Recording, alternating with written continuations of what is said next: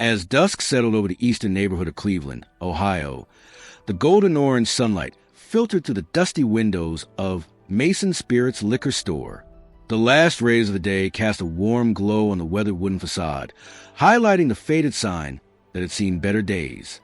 Inside, Marcus Hayes stood behind the counter, his strong hands resting lightly on the polished wood, worn smooth by time. He was tall and broad-shouldered, yet his posture exuded the calm of a man accustomed to silence. At 38, Marcus was no longer the warrior who once thrived in the covert operations of Delta Force. Now, he was just an ordinary man, or at least he was trying to be. Cleveland isn't where he was born. He grew up in a small town in southern Georgia, where the cotton fields stretched endlessly and the wind blew through like a lullaby. But after 12 years in the military, from the scorching deserts of the Middle East to the dense jungles of South America, Marcus chose this place as his home. The bustling neighborhood of Cleveland used to be a close-knit community, where neighbors knew each other's names, and small shops like his were the heart of everyday life. But now, everything is changing. Real estate developers are lurking like vultures. Towering buildings are rising, and long-standing families are being pushed out by shady buyout deals. Marcus feels it every day, in the worried eyes of his customers, and the stories they share while holding a bottle of wine. His store wasn't large, just about 800 square feet, with wooden shelves stacked full of whiskey, vodka, and cheap wine. An old ceiling fan rattled above, trying to chase away the sticky 85-degree Fahrenheit heat of an August afternoon. Marcus liked this place not because it was fancy, but because it was a little piece of land he built with his own hands after leaving the military. But today, there was something different in the air of the store.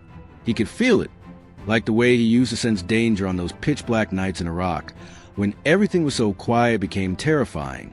The doorbell chimed, pulling Marcus out of his thoughts.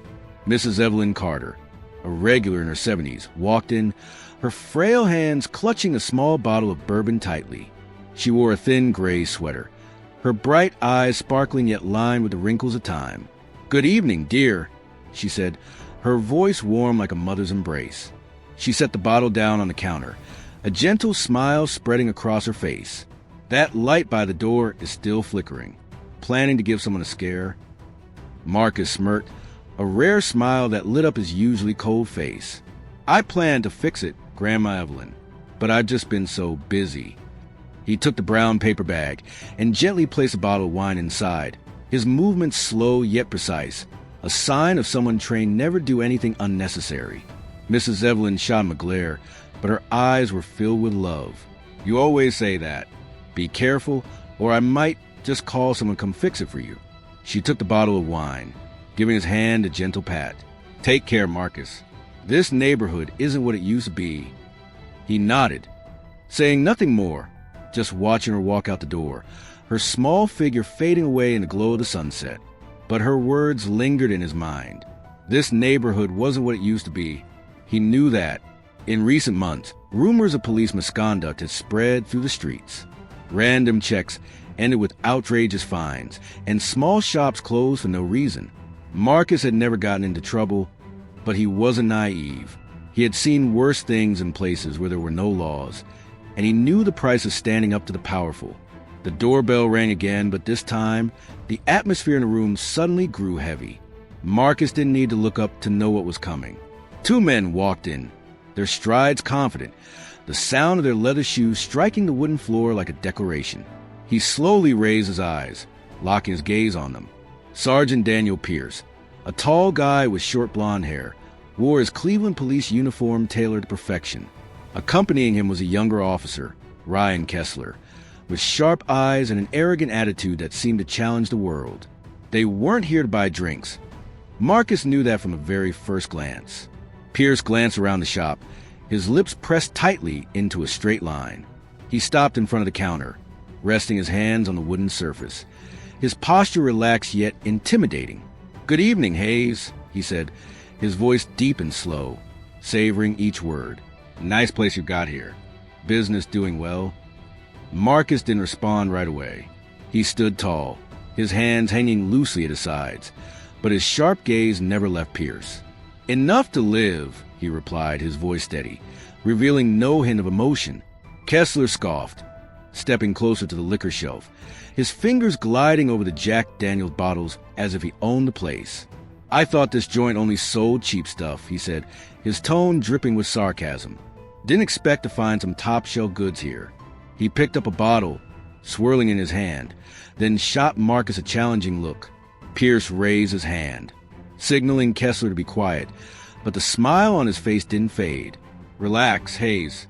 We're just here to check things out. Make sure everything in this area is running smoothly." He emphasized the last word, as if it were a cleverly disguised threat. Marcus felt the blood in his veins starting to heat up, but he maintained a calm exterior. "What are you checking?" he asked, his tone still icy. Pierce shrugged, as if this was no big deal. "The city has made a few changes. New laws, new regulations. We just want to make sure shops like yours don't run into any trouble. Business licenses, health inspections, all that kind of stuff." He leaned in closer, his voice dropping. "But to keep everything running smoothly, we need a little cooperation." Marcus understood his intent immediately. This wasn't a test. This was blackmail. He clenched his fist under the counter, but his face remained calm. "What kind of cooperation?" he asked, even though he already knew the answer. Pierce smiled, the smile of someone who thinks they have everything under control. "A small monthly fee. In return, we keep your license safe, do a quick health inspection, and even if a thief breaks in, someone will be there right away. Easy enough, right?" The emotions within Marcus began to rise, like a smoldering fire ready to burst into flames. He looked Pierce straight in the eye, his voice low but sharp as a knife. "What if I refuse?" The smile on Pierce's face froze for just a moment. He stood up straight, his expression darkening. "Well, you take the risk, Hayes. It's a big risk." The atmosphere in the store suddenly felt heavy as lead. Kessler dropped the bottle of whiskey to the floor, the sound of shattering glass ringing sharply, the scent of whiskey filling the air. Marcus didn't move, but his eyes now sparkled with a dangerous glint of light of someone who had survived storms that these two couldn't even begin to imagine. The sound of shattering glass echoed in the small space of Mason Spirits, like a gunshot signaling something ominous. The strong smell of whiskey filled the air, seeping into the old wooden floor, creating a dark, splotchy puddle beneath Ryan Kessler's feet. He stood there, hands shoved in his pockets, his eyes darting around as he watched Marcus Hayes, as if waiting for any reaction at all to have an excuse to pounce. But Marcus didn't move. He stood still behind the bar, his hands hanging loosely at his sides, but his gaze had shifted. It was no longer cold. It flared up like a flame that had been stifled for too long, waiting for a gust of wind to ignite it. Daniel Pierce, a police sergeant with the authority of someone in charge, shattered the silence. He took a step toward the counter, his polished leather shoes crunching on the shards of glass without a care. "Oops," he said, his tone feigning regret, but the smile on his face revealed his true intentions. "Hope that bottle wasn't too expensive, Hayes. But if you cooperate, little things like this won't be a problem anymore." He tilted his head, his gaze scrutinizing Marcus, as if trying to gauge whether he would give in or resist. Marcus didn't answer right away. He took a deep breath, the smell of whiskey mingling with the humid air of Cleveland, reminding him of those long nights in the desert when the scent of gunpowder and sweat was all he could feel. Back then, he learned to stay calm in the face of danger, whether it was a sniper lurking in the shadows or a corrupt officer standing right in front of him. "I'm not paying for something I didn't buy." He finally spoke, his voice deep and solid as rock. "If you want something, just say it straight. No beating around the bush." Kessler laughed, a harsh, dry sound that echoed in the stillness. "Listen up, Pierce. This guy thinks he has a choice." He stepped closer, his shoes splashing in the puddle of whiskey. "Don't you get it, Hayes? This isn't a game. This is the law. The law around here is set by us now. You pay up, you get to live in peace. Don't pay and," he shrugged, letting the threat hang in the air. Pierce raised his hand, signaling Kessler stop, but his gaze never left Marcus. "Don't make this harder than it needs to be, Hayes," he said, his tone now stripped of any playful edge. "We're not the kind of guys who enjoy causing chaos for fun. But if you push us, I'll have to make things a little messy." your business license health inspections, or even a few punks smashing your windows at midnight. We can turn your life into a nightmare. Or you can take the easy route. $500 a month and we'd disappear. Marcus felt the blood boiling in his veins, but he stood his ground. $500 was nearly half the profit he made from the store in a good month. For him, it wasn't just money. It was sweat. It was those long nights he spent awake balancing the books. It was a little piece of land he had poured his heart into keeping after years of struggle. But to Pierce and Kessler, it was nothing more than a number to stuff their pockets. He stared straight at Pierce, his deep brown eyes flashing with defiance. "I told you, I'm not paying." The atmosphere in the shop suddenly grew heavier, as if the whole room was holding its breath. Kessler shook his head, taking another step toward Marcus, his right hand curling into a fist, ready to throw a punch. "You really want to play it this way?" he growled. "Last week, the barbershop 3 blocks down was just as stubborn as you. Now it's nothing but a pile of ashes. You want this place to follow the same path." Marcus didn't blink. He knew about the barbershop fire and mysterious incident that the police couldn't be bothered to investigate. The townsfolk whispered that it was a warning to anyone daring to stand up to Pierce and his goons. But Marcus wasn't the type to be easily intimidated. He had faced down guys wielding AK-47s, walked through minefield without flinching. These 2 cops, badge or no badge, were nothing compared to what he had already overcome. Pierce sighed, as if he truly felt regret. "You're digging your own grave, Hayes," he said, his tone flat but as cold as ice. "I gave you a chance. Don't say I didn't warn you." He turned away, signaling to Kessler. "Let's go. Give him another night to think it over. But next time we come back, it won't be this easy." Kessler shot Marcus a contemptuous glance before following Pierce. But just as he reached the door, he stopped, turning back to look at the bottle of liquor left on the nearest shelf, a pricey bourbon that Marcus had brought in for special occasions. In a swift motion, Kessler snatched the bottle off the shelf and slammed it against the edge of the door. The sound of shattering glass rang out a second time, sharp and deafening, like a silent declaration of war. The door slammed shut behind them, the faint sound of bell ringing weakly in the returning silence. Marcus stood there, watching the second puddle of whiskey spread across the floor, shards of glass glimmering under the dim light. He didn't move, didn't say a word, but inside, something was stirring. It wasn't fear. He had long forgotten that feeling. It was something more familiar, something he had sworn to bury after leaving Delta Force. The fire battle. Outside, Pierce and Kessler stepped onto the darkening streets of Cleveland, their laughter blending with the distant sounds of traffic. They thought they had won, believing Marcus was just another bar owner who would soon crumble under pressure. But they didn't know. They couldn't know. The man behind that counter was not just Marcus Hayes, the liquor store owner. He was a former Delta Force veteran, someone who had made the most dangerous enemies tremble in fear. And now, they had just awakened a beast they should have never provoked. Marcus bent down, picking up a shard of glass on the floor, rolling it between his calloused fingers. His gaze flickered, cold and sharp. The battle hadn't begun yet, but he was ready. The door to Mason spirits closed, the tinkling bell fading away like a whisper in the descending night over Cleveland. Outside, the flickering yellow streetlights cast shadows as Daniel Pierce and Ryan Kessler gradually disappeared down the darkened street.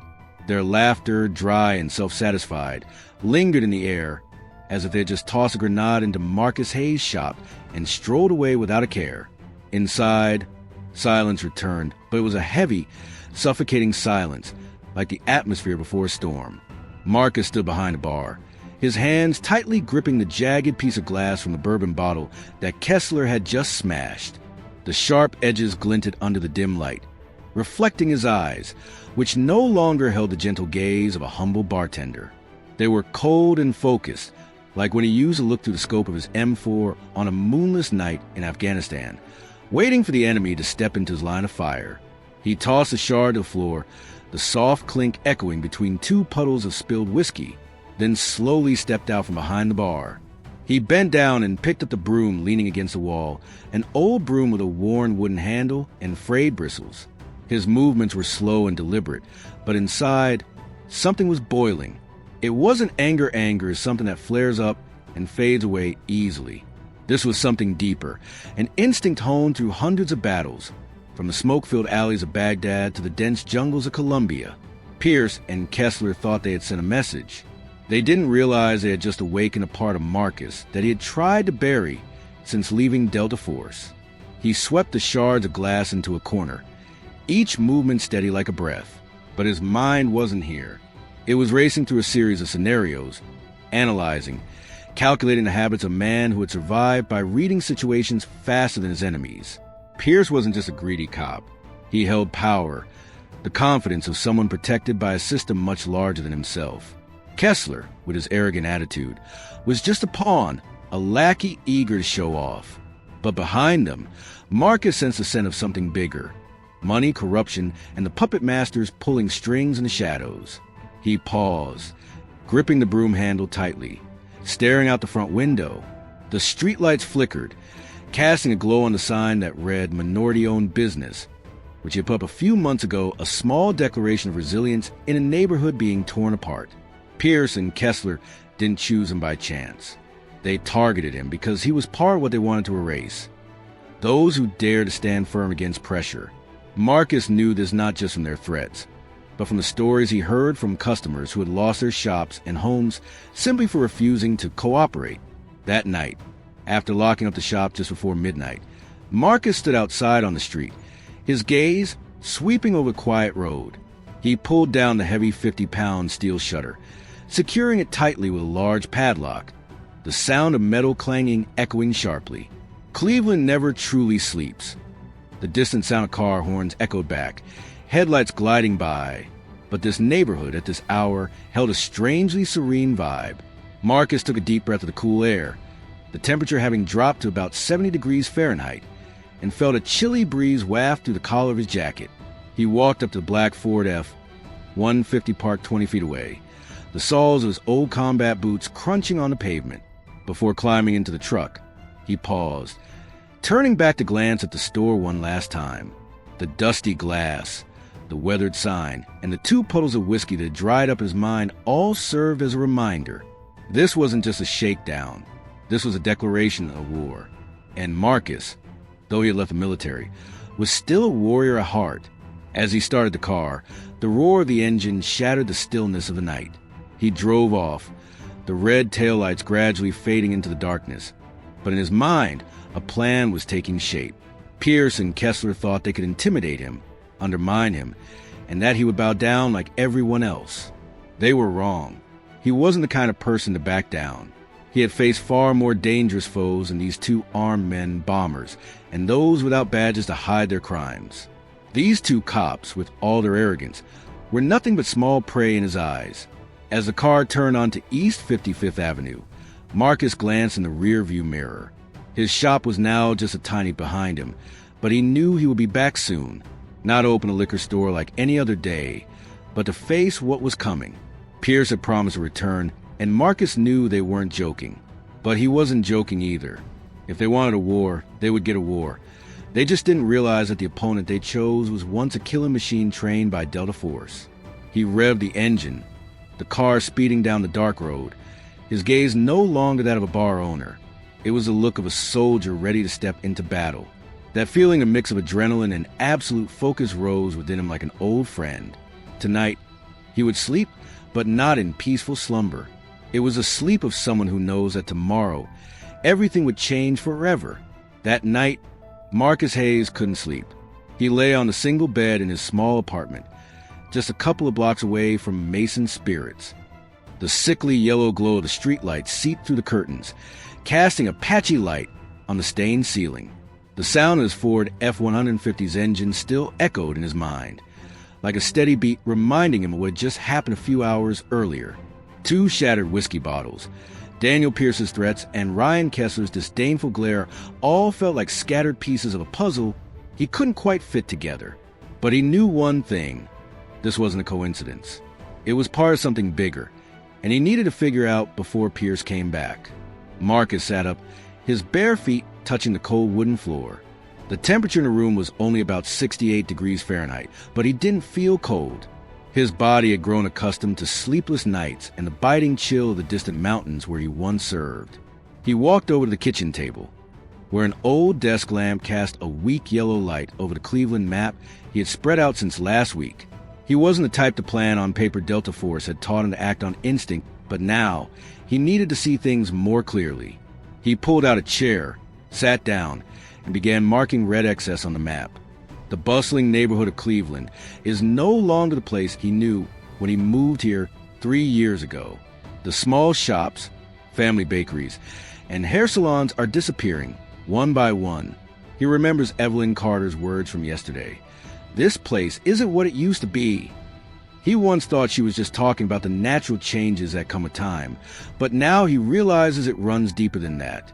The barber shop that burned down 3 blocks from his store, the grocery store that closed last month for sanitation violations, and even the little cafe on East 79th that was seized for tax debts, they all have something in common. They were all owned by people of color, and they've all vanished after the police's inspections. Marcus took a sip of the cold coffee from the ceramic mug on the table, the bitter taste sliding down his throat and waking him up a bit more. He wasn't a detective, but he didn't need paperwork to smell the rot. Pierce and Kessler weren't acting alone. They were too confident, too sure that no one would dare to stand against them. That could only mean they were being protected not just by the badge of the Cleveland police, but by a larger force, a system capable of covering up everything. He had seen this before in far-off places like Kabul, where local officials colluded with criminals to exploit the people. But here, right in Cleveland, it made him feel something close to anger. He stood up, walked over the window, and looked down at the empty street below. A patrol car glided by slowly, its red and blue lights flashing like the eyes of a predator. Marcus clenched his fists, feeling the adrenaline start to course through his veins, a sensation he had lived with through hundreds of missions. He knew he couldn't sit still. If Pierce came back, as he had promised, it wouldn't just be another visit. It would be a strike, and Marcus needed to be ready. He turned back to the table, grabbed a pen, and started jotting down notes. Not a lengthy plan, just some brief bullet points. The kind he used to strategize in the military. Pierce, the mastermind. Kessler, the henchman. Motive, money. Target, the store. He underlined the word money, then added a big question mark next to it. $500 a month wasn't a big deal for a guy like Pierce. If it was just plain extortion, they'd be going after wealthier places, like the restaurants downtown. But they chose him, chose this neighborhood. Why? The answer came to him like a flash of lightning in the dark night. He recalled a piece of news he read in the Cleveland Plain Dealer a few weeks ago, a small article buried among the ads. A real estate company called Richmond Holdings was buying up a bunch of lots in East Cleveland for a song, then building upscale apartment complexes. The article didn't say much, just referred to it as urban redevelopment. But Marcus wasn't naive. He had seen these schemes abroad, neighborhoods wiped out, people pushed out, all to make way for profit. And now, it was happening right before his eyes. He pulled the map closer, staring at the red excess he had just marked. The barber shop, the convenience store, the coffee shop, all within a mile radius of his store. And if he guessed right, Mason Spirits was the next target. Pierce and Kessler didn't just want money. They wanted him gone one way or another, so that someone, perhaps Richmond Holdings, could snatch up this land for a few $100. This wasn't extortion. It was robbery, disguised by badges and the law. Marcus felt his heart racing, not out of fear, but because of something that felt like awakening. He wasn't just facing 2 corrupt cops. He was up against a machine, a system designed to crush people like him, like Mrs. Evelyn, like the neighbors who believed this neighborhood was their home. He set down his pen, stood up, and walked over to the closet. There, in an old, tightly locked wooden box, were mementos from Delta Force, a combat knife, an old walkie-talkie, and a notebook filled with the lessons he had survived to learn. He opened the box, pulling out the knife, its cold steel blade resting in his hand. He didn't want to go back down that path of violence and blood. But if Pierce and the people behind him wanted to play this game, then he would play it his way, not as a bar owner, but as a warrior who had once instilled fear in his enemies. Outside, Cleveland was sinking into slumber, but Marcus knew that dawn would bring a battle he couldn't escape. The pale morning light gradually filtered through the window of Marcus Hayes' small apartment, casting a golden hue on the Cleveland map spread out on the kitchen table. He had been awake all night, his eyes bloodshot yet sharp, gripping a combat knife from his Delta Force days as a reminder of who he once was and who he might have to become again. The cold cup of coffee beside him was now just an empty shell, but he didn't need any more caffeine. The truth he uncovered last night about Daniel Pierce, Ryan Kessler, and the shadow of Richmond Holdings had awakened him in a way nothing else could. Marcus stood up, set the knife down on the table, and stepped out onto the tiny balcony overlooking the bustling streets of Cleveland. From the third floor, he could see the shabby rooftops, the dark alleys, and a few wispy columns of smoke rising from the remaining chimneys. About 500 feet away, his store, Mason Spirits, sat quietly, the steel shutter still locked tight, just as he had left it the night before. But now, he looked at it with a different gaze. It was no longer just a store. It was a battleground, a piece of land that Pierce and his cronies wanted to seize, just like they had done with so many others in this neighborhood.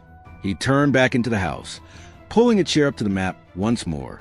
The red crosses he had drawn the night before now stood out more clearly in the daylight. They weren't random.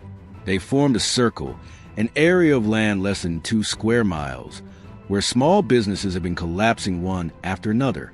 Marcus didn't have concrete evidence, no documents, no emails, no contracts, but he didn't need them to know he was right. Delta Force had taught him how to read situations through the smallest signs. The anxious gaze of a villager, footsteps in the dark, or in this case, the eerie silence of a once bustling neighborhood. He needed more information. He couldn't just rely on instinct. Marcus stood up, putting on his old black jacket, and tucked the knife into his inner pocket, not to use it right away, but to feel secure. He decided to go meet someone. Jimmy Rawls, the owner of the auto repair shop, about 3 blocks from his store. Jimmy was a big guy, salt and pepper hair, who had served in the Marines before opening his shop in Cleveland. He had gotten to know Jimmy through his visits to fix his truck, and this guy always had a way of picking up on everything happening in the neighborhood. If anyone knew anything about Pierce or Richmond Holdings, it was definitely Jimmy. The sun was fully up as Marcus drove his Ford F-150 to Jimmy's auto shop on St. Clair Avenue. The temperature had climbed to 75 degrees Fahrenheit, and the sticky, humid air hinted at a sweltering summer day ahead. Jimmy's shop wasn't big, just a small garage with 2 car lifts and a few rusty toolboxes, but was always bustling with customers. Today, Marcus parked about 50 feet away, watching from a distance before stepping inside. He didn't want to draw any attention, especially after what happened with Pierce last night. Jimmy was bent over the hood of an old Chevy Impala, his hands covered in grease.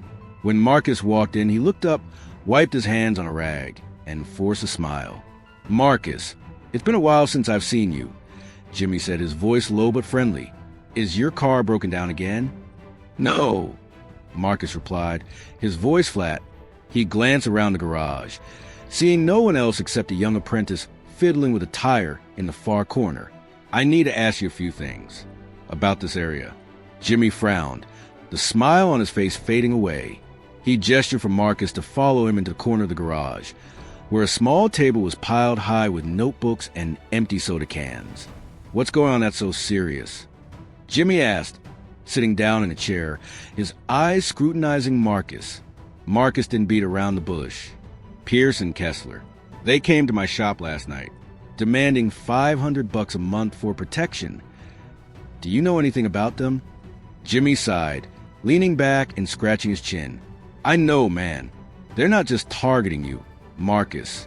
2 months ago, they came here demanding $600 from me. I said no. The following week, they showed up again with a fine, claiming I violated some ridiculous waste oil regulations. I had to cough up $1,200 to get out of it, or this place would have been shut down." He paused, his expression darkening. "But it's not just the cops. I once saw Pierce talking to some guy in a fancy suit, standing next to a shiny black BMW.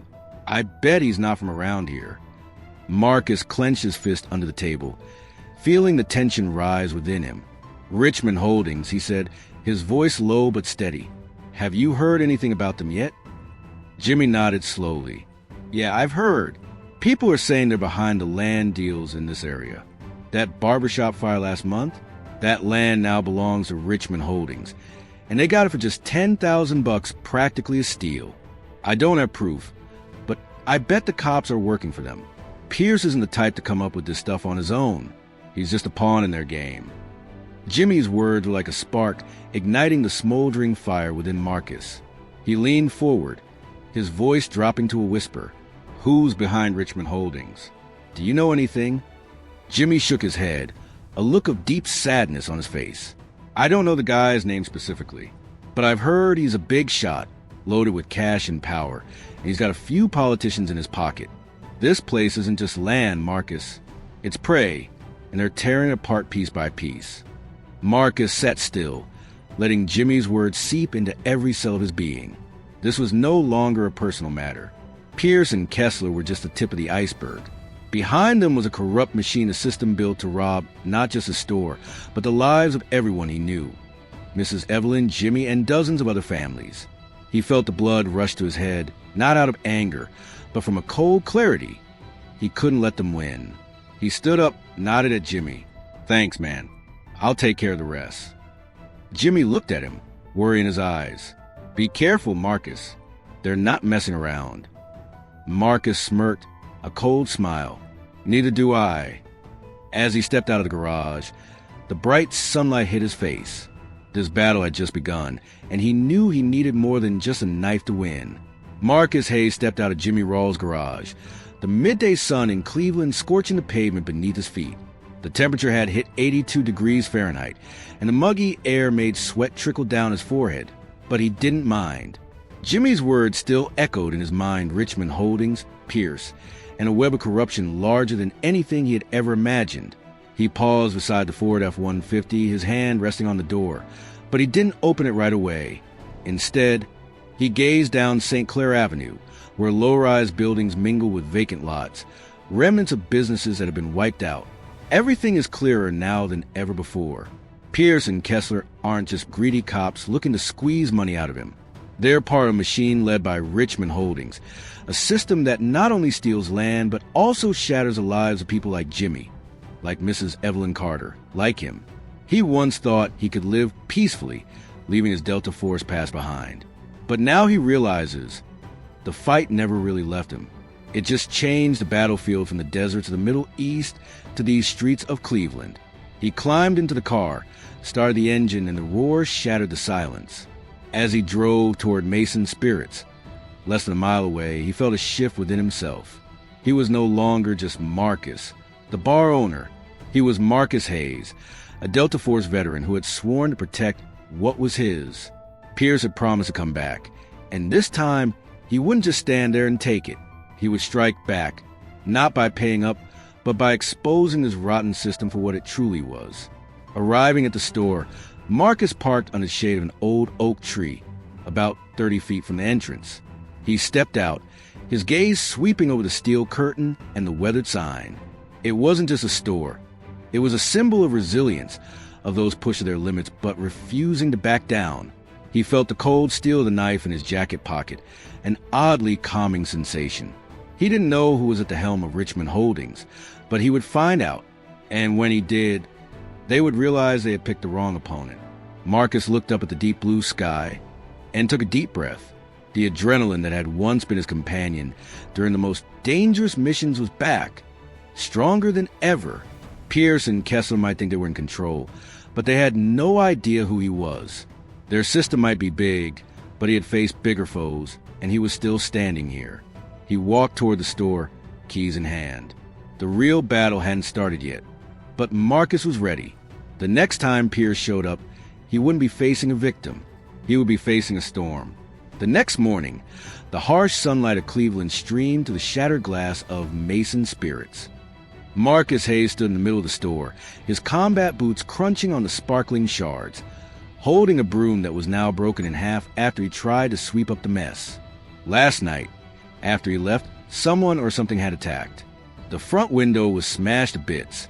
Deep scratches marred the steel curtain like the claw marks of a wild beast, and inside, dozens of bottles lay shattered, the strong scent of whiskey soaking into the wooden floor. This wasn't a robbery. The cash in the register was untouched. This was a message, and Marcus knew who was behind it. Daniel Pierce. He threw the broken broom down onto the floor, the sound would hitting the ground echoing sharply in the stillness. Outside, the temperature had reached 88 degrees Fahrenheit, but inside the shop, the heat felt even heavier, thick with the smell of alcohol and the suffocating weight of destruction. Marcus scanned the wreckage-tilted liquor shelves, cigar stubs crushed underfoot, and something that made him pause. A small plastic bag, torn at the corner, hidden among the debris near the last shelf. Inside was a bit of white powder, not much, but enough for someone to discover if they were looking for it. Marcus didn't touch it. He didn't need to lay a finger on it to know what it was. Drugs, laid out like a trap. He took a deep breath, his hands clenching into fists. This wasn't just sabotage. This was a scheme to take him down, to turn him from a bar owner into a criminal in the eyes of the law. Pierce and Kessler, or anyone working for Richmond Holdings, had upped their game, but they didn't realize that Marcus wasn't the kind of guy who would easily crumble under dirty tricks like this. He stepped outside, the blazing sun making him squint. The street was deserted, with just a few passers-by hurrying by, their eyes averted as if they didn't want to get involved. Marcus knew they had seen the scratches on the steel shutters, the shattered glass littering the sidewalk, but no one called police.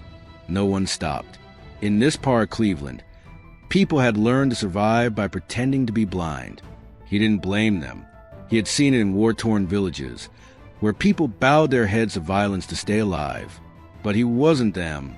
He wouldn't bow his head. Marcus returned to the store, pulled out his old phone from his jacket pocket, and called Jimmy Rawls.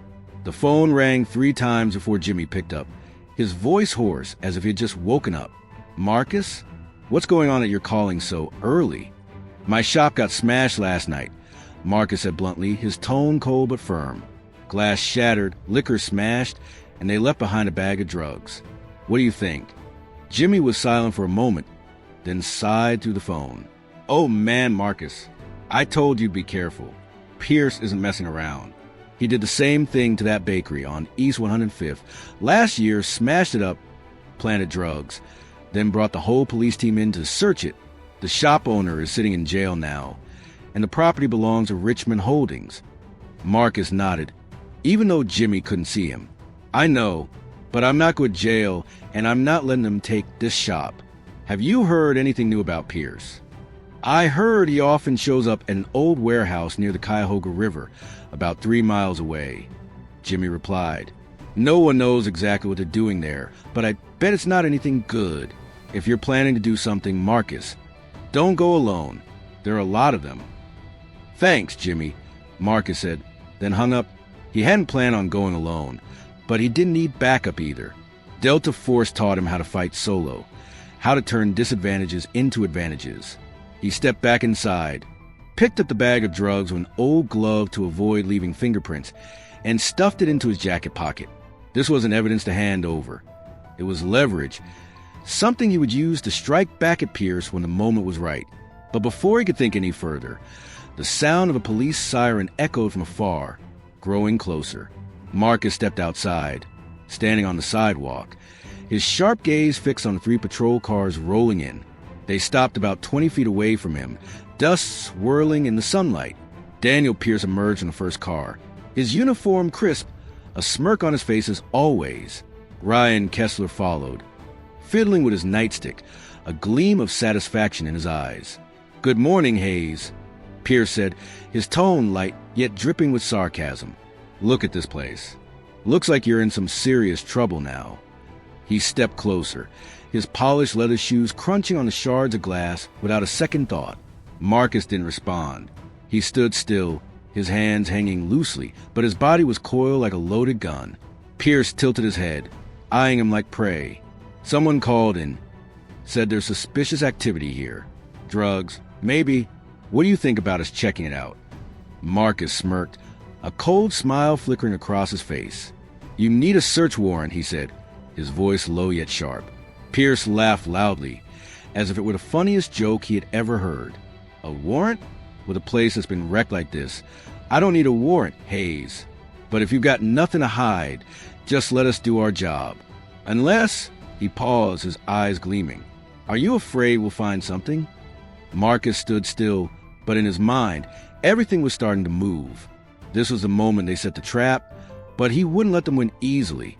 He carefully navigated through the minefields, taking down enemies in the shadows. Pierce and Kessler might be more numerous, but they had no idea who he was. The midday sun in Cleveland shone down on the sidewalk in front of Mason Spirits, making the shards of broken glass sparkle like cheap diamonds. Marcus Hayes stood there, facing Daniel Pierce and Ryan Kessler. Two cops with smug grins plastered on their faces.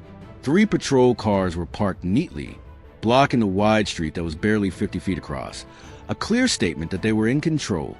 Pierce stepped closer, his polished leather shoes crunching on the glass without a care, his voice smooth as oil. "What's got you so tense, Hayes? If you're clean, just let us take a look." Or, he tilted his head, his gaze sweeping over the wrecked store. "You got something to hide?" Marcus didn't respond right away. He stood still, his hands hanging loosely, but his body was in a fight-or-flight state, muscles taut, senses sharp like when it stood on the brink of life and death in Iraq. He knew the bag of drugs in his jacket was a double-edged sword. If they found it, he'd be thrown in jail with a perfect excuse. But if he resisted now, everything would escalate, and he wanted it to escalate on his terms. He stared straight into Pierce's eyes, his voice low but cutting. "If you want to come in, go ahead and try. But don't expect me to just stand by." Pierce laughed loudly, his laughter echoing through the empty street. "Sounds good, Hayes. But who do you think you are to stand against us?" He signaled to Kessler and 2 other cops who stepped out of the second car, a big guy named Miller and a scrawny one with eyes sharp as knives. "Check it out," Pierce said, his voice dropping, filled with authority. "Find what we need." Kessler smirked, stepping forward, his police baton spinning in his hand like a toy. "Let's see how long you can be stubborn," he growled, then shoved his shoulder into Marcus to push his way into the store. But Marcus didn't budge. He stood like a wall, his cold gaze locked onto Kessler. "Touch me again," he said, his voice steady but laced with threat, "and you'll regret it." Kessler paused, his smile freezing for a moment. He glanced at Pierce, as if waiting for a command, but Pierce just crossed his arms, his eyes sparkling with amusement. "All right then," Pierce said, "if you want to play it this way, go ahead." He nodded to Miller. "Go inside. Search it thoroughly." Miller stepped forward, his hand resting on the pistol at his waist, but Marcus wouldn't let him get far. He leaned in, blocking Miller's path, his voice no longer a warning but a declaration of war. "I told you, without orders you guys can't come in." He knew he was pouring gasoline on the fire, but that was his intention. He wanted them to lose control first, and he would use that very loss of control to strike back. Kessler lost his patience. He swung the police baton, aiming straight for Marcus's shoulder with lightning speed. But Marcus was ready. He leaned to the left, the baton whooshing past him just inches away, and then he countered immediately. With a swift motion, he grabbed Kessler's wrist, twisting it hard enough to send the baton clattering to the ground with sharp metallic thud. Kessler roared, trying to yank his arm free, but Marcus held on tight. He kicked hard at Kessler's knee, making him buckle, then delivered a straight punch to his jaw. Kessler went sprawling backward, blood trickling from the corner of his mouth, his eyes wide with shock. Pierce shot up straight, his smile vanishing. "What the hell did you just do, Hayes?" he growled, his fists clenched tight. Miller and the skinny cop rushed in, but Marcus was ready. He stepped back a pace, lowered his center of gravity, and raised his hands like a boxer. Delta Force didn't just teach him how to shoot. It taught him how to take down an enemy with his bare hands, and now he was a machine ready to go. Miller threw the first punch, but Marcus dodged it, adrenaline flooding his body. He countered with a punch to Miller's ribs, hard enough to make him gasp and stagger. The skinny guy lunged in from the right, tried to lock Marcus's arms, but Marcus spun around, using the guy's own momentum to slam him into the shop's doorframe. The crash echoed, accompanied by a pained groan as the guy collapsed on the pile of shattered glass. Pierce shouted, "Enough?" He pulled out his police baton and charged at Marcus with a furious glare. But Marcus stood his ground. He blocked Pierce's strike with his arm, a sharp pain shooting through his bones, but he didn't care. He grabbed the collar of Pierce's shirt, yanked him close, and delivered a punch to his gut that made Pierce double over, gasping for breath. "You think I'm afraid of you?" Marcus roared, his voice now the growl of a cornered beast. But they were more numerous than him. Kessler, despite being injured, struggled to his feet, gripping a leftover whiskey bottle from a nearby shelf. He smashed the bottle against the edge of the counter, shards of glass flying everywhere, then lunged at Marcus with the jagged edge of the bottle. Marcus dodged the first stab, but Kessler was quicker than he expected. The bottle's edge grazed his arm, leaving a long, 3-inch cut, fresh blood dripping onto the floor. He gritted his teeth, the pain sharpening his focus, and he countered immediately. He grabbed Kessler's wrist, twisting it hard until he heard the bone snap, then kicked him down once more. Pierce, now standing up, gasping for breath, looked at Marcus with a mix of shock and hatred. "You're dead, Meat Hayes," he snarled, pointing a finger at him. "We'll be back, and this time you won't get away." He signaled for his goons to retreat, dragging Kessler and Miller back to the car, leaving Marcus standing amidst the wreckage. Marcus gasped for breath, blood streaming from the cut on his hand, but he didn't bow his head. He watched them leave, his gaze fierce and burning. This wasn't the end. He knew that, but now they had seen he wasn't an easy target. He was a warrior, and this fight had only just begun. The sound of the police sirens faded away, leaving Marcus Hayes standing amidst the wreckage of Mason Spirits. 3 patrol cars disappear around the corner of East 55th, taking with them Daniel Pierce, Ryan Kessler, and their 2 goons, Miller, and the skinny guy whose name he didn't know yet. Blood dripped from the cut on his arm onto the wooden floor, mixing with the puddle of whiskey spilled from the shattered bottles. The burning pain was sharp, but Marcus barely noticed. He was gasping for breath, his chest heaving, adrenaline still coursing through his veins like it had when he charged through enemy fire in Fallujah. This was the first time he fought back not just to defend himself, but to send a message, and that message was clear to Pierce. Marcus was not prey. He knelt on one knee, picking up the police baton that Kessler had dropped during the scuffle. It weighed about 2 pounds, cold steel in his hand, still stained with a bit of blood from a missed swing. Marcus twirled it between his calloused fingers, his gaze sweeping over the wrecked store. The liquor shelves were toppled, glass shattered all over the floor, and the strong smell of alcohol hung in the air, all serving as a grim reminder that Pierce wouldn't stop. He had lost a round, but he would be back, and next time it wouldn't just be 4 guys with bats and threats. Marcus knew that.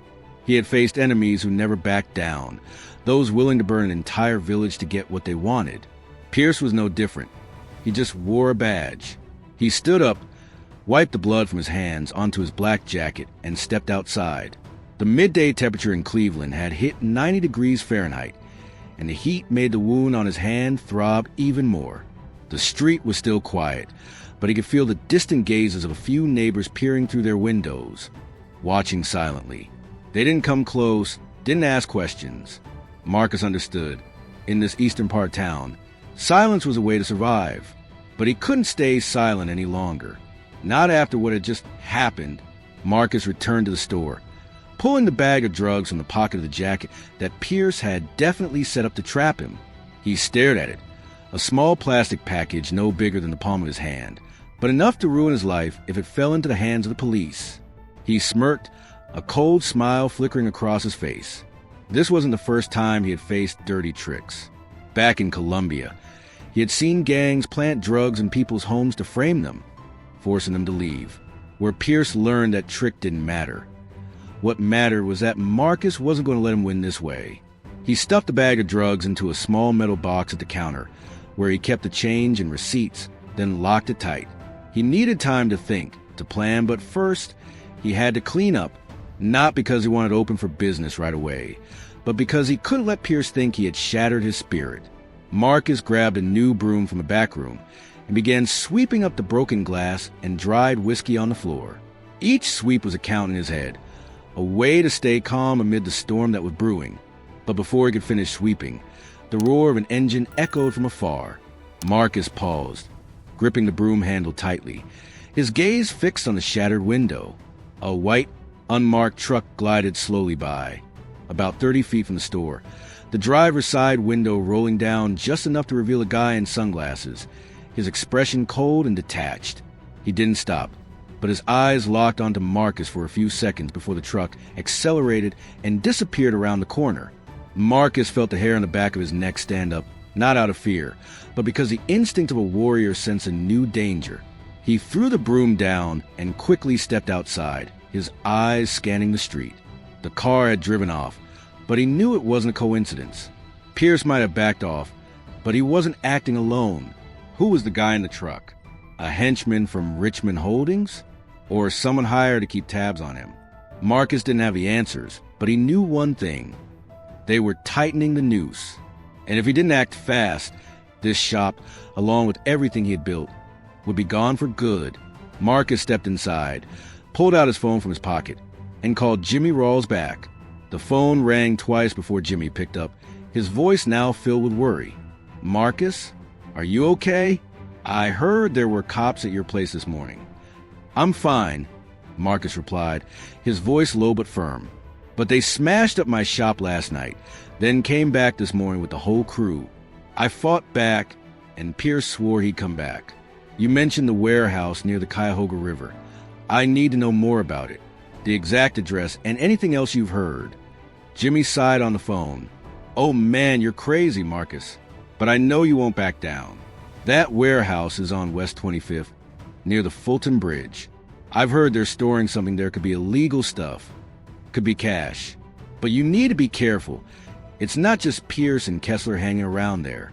I once saw a dozen guys coming in and out, all tough types." "Thanks, Jimmy," Marcus said, then hung up. He stood still in the store, his gaze sweeping over the wreckage once more. The warehouse on West 25th was about 3 miles away. If Pierce and Richmond Holdings were hiding something there, he would find out. But he couldn't just barge in unprepared. He needed weapons, needed a plan, and he had to do it before Pierce returned with his whole army. Marcus stepped into the back storage room and opened the old wooden box he had kept since his Delta Force days. Inside, alongside a combat knife, was a Beretta M9 handgun, the same one he'd used during his military service. He checked the magazine to ensure it was full, then tucked it into his waistband. This was not a time for hesitation. Pierce had declared war, and Marcus would respond not as a victim, but as an unyielding warrior. He locked the shop door, stepped out to his Ford F-150, his eyes blazing with intensity. This battle was heating up, and he was ready to take it to the limit. Marcus Hayes' Ford F-150 rolled slowly down East 55th Avenue, leaving Mason Spirits behind in the blazing sun of Cleveland. A cold Beretta M9 rested against his side, a combat knife stuffed in his jacket pocket, and in his mind was a clear target, the warehouse on West 25th, 3 miles away. After the brawl with Daniel Pierce and his goons, and the sight of that mysterious white truck passing by, Marcus knew there was no turning back.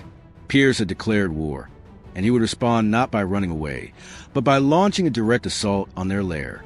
He drove through the familiar streets of East Cleveland, his gaze sweeping over the closed shops and vacant lots, remnants of Richmond Holdings and the corrupt system that Pierce served.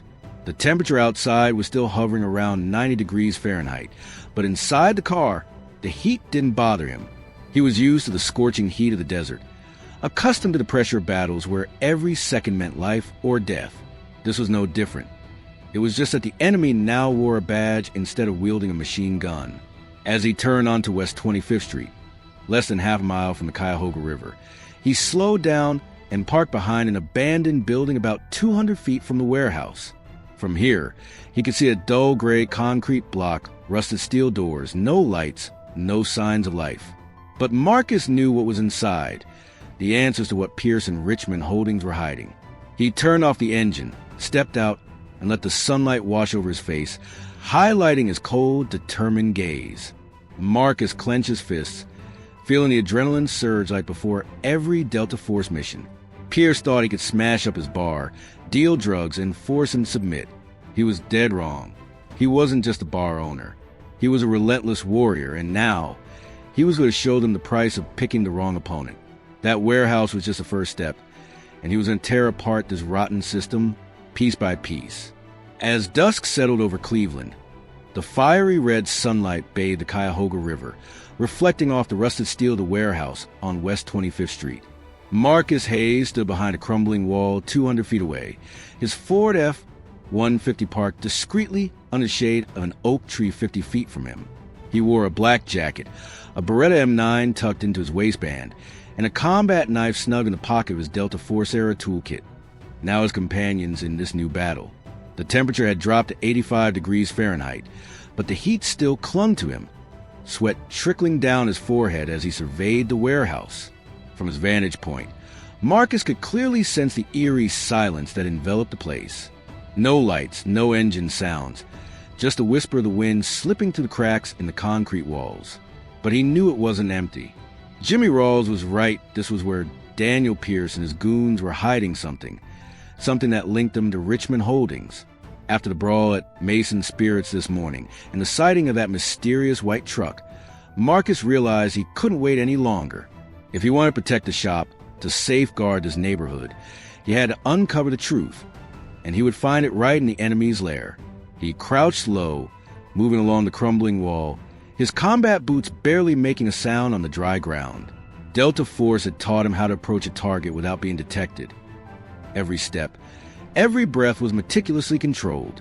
100 feet from the warehouse, he paused behind a rusty barrel, taking a closer look. The main door was tightly shut, but a side door on the east was slightly ajar, weak light spilling out from inside. Marcus smirked a rookie mistake. If Pierce was truly running this place, he had left a gap that Marcus was ready to exploit. He pulled out the knife, gripping it tightly in his right hand, while his gun remained tucked in his waistband. He didn't want to resort to the gun unless absolutely necessary. The sound of a shot would draw attention, and he needed to remain undetected. Marcus approached the side door, counting each step in his head. As he got closer, he heard low, hurried voices coming from inside. He pressed himself against the wall, listening intently. Delivery by Friday, a man's voice said, raspy as if choked by cigarette smoke. Richmond has paid. Clean this place up before the press catches wind of anything. What did Pierce say? Another voice chimed in, younger and more anxious. Hayes wiped him out this morning. He's not the kind you can easily handle. The hoarse voice chuckled. Pierce said to let him have a little freedom. Then we'll clean up just like the others. But this time, there won't be any mistakes. Richmond doesn't want any trouble. Marcus tightened his grip on the knife, feeling the hot blood rush to his head. They were talking about him, and not just him. Clean out this area wasn't just about wrecking his shop. They were planning to wipe out the entire East Cleveland neighborhood, just like they had done with the barbershop, the bakery, and dozens of other places. Richmond Holdings wasn't just buying land. They were obliterating everything in their way to get it. He slipped through the side door and stepped inside. The space within the warehouse was about 5,000 square feet, dimly lit, with only a few hanging bulbs casting a weak yellow glow from the ceiling. Wooden crates and metal containers were stacked haphazardly, creating a chaotic maze. Marcus moved quickly, ducking behind container, his eyes scanning the area. About 30 feet away, two men stood near a wooden table. One was a burly guy with gray hair, holding a cigarette, and the other was younger, dressed in a leather jacket, fiddling with his phone. On the table lies a pile of paperwork, bills, maps, and something that looks like a ledger. Marcus squints, trying to read from a distance. One sheet of paper has the words Richmond Holdings Land Transfer East District, underlined in red ink. His heart races. This isn't just evidence. It's the key to exposing Pierce and the entire system behind him. But before he could get any closer, footsteps echoed from behind. Marcus turned around, just in time to see another tall guy in a security uniform stepping out of the shadows, holding a baseball bat. Who's there? The guy shouted, his voice booming in the warehouse. Marcus didn't hesitate. He charged forward before the guy could react, swinging the knife up to block the blow from the bat. The sound of metal clashing against what rang out sharply. He twisted the guy's arm, making the bat drop, then delivered a powerful punch to his throat. The guard gasped, collapsing to ground, clutching his neck and gasping for air. Marcus dragged him behind the shipping container, making sure he couldn't move. The noise caught the attention of the two guys. The gray-haired man shouted, "We've got an intruder!" He grabbed a handgun from the table, while the younger guy rushed toward the front door. Marcus crouched low, moving quickly between the shipping containers, his heart pounding. He wasn't scared. He was used to situations like this. But he knew he only had a few minutes before this whole warehouse turned into a battlefield. He crouched behind a wooden crate, his eyes locked onto the pile of documents on the table. That was what he needed, the evidence to expose Pierce and Richmond Holdings. But to get it, he had to get past 2 goons hunting for him and possibly a whole backup team on the way. Marcus took a deep breath, adrenaline flooding his system. This was the moment he transformed back not into Marcus the bar owner, but Marcus Hayes, former Delta Force, the man who never backed down from a fight. The scream of the gray-haired man echoed through the warehouse on West 25th, making the dark space tremble as if it had been awakened. "There's an intruder." He raised his handgun, his eyes scanning the metal shipping containers, while the young guy in a leather jacket rushed toward the front door, frantically dialing a number on his phone.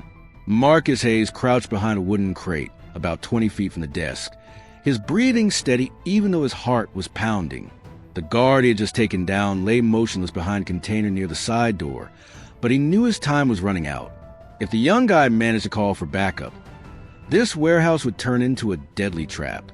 Marcus crouched low, the cold combat knife gripped tightly in his right hand, the Beretta M9 still tucked into his waistband. He didn't want to use the gun not because he was afraid of killing, but because the noise would ruin his advantage.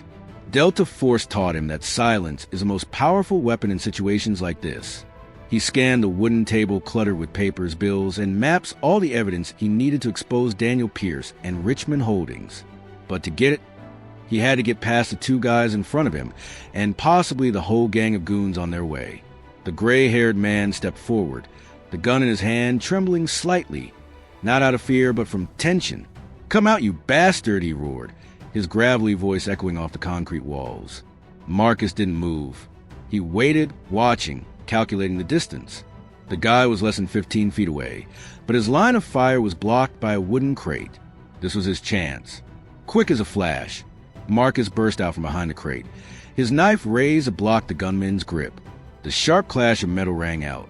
The gray-haired man pulled the trigger instinctively, but the bullet went wild, embedding itself in the wall and leaving a small hole with a deafening echo. Marcus didn't hesitate. He grabbed a man by the collar, yanked him down, and slammed his head against the edge of the wooden crate. There was a crack as the man's nose broke, and he let out a groan, dropping the gun to the floor. Marcus kicked it away, then delivered a punch to the temple, sending the man crashing down unconscious. But he didn't have time to rest. The young man dashed out the front door, shouting into his phone, "We're under attack. Send someone right now." Marcus gritted his teeth and charged at him. The guy turned just in time to see him, panic in his eyes, but still tried to hold on to phone.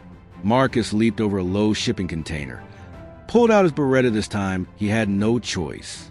He aimed the gun directly at the guy's leg and pulled the trigger.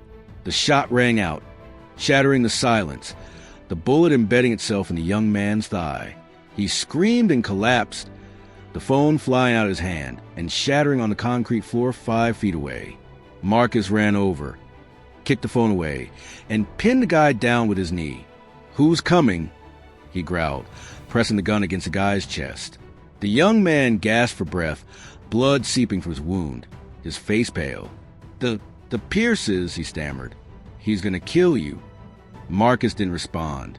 He stood up, his gaze returning to the wooden table. The young man was no longer a threat, but his words sent a chill down Marcus's spine. Pierce was coming, not with just a few henchmen, but possibly an entire crew. He hurried to the table, his hand skimming over the pile of papers. An invoice caught his eye. Richmond Holdings payment $50,000 goods received on August 20th.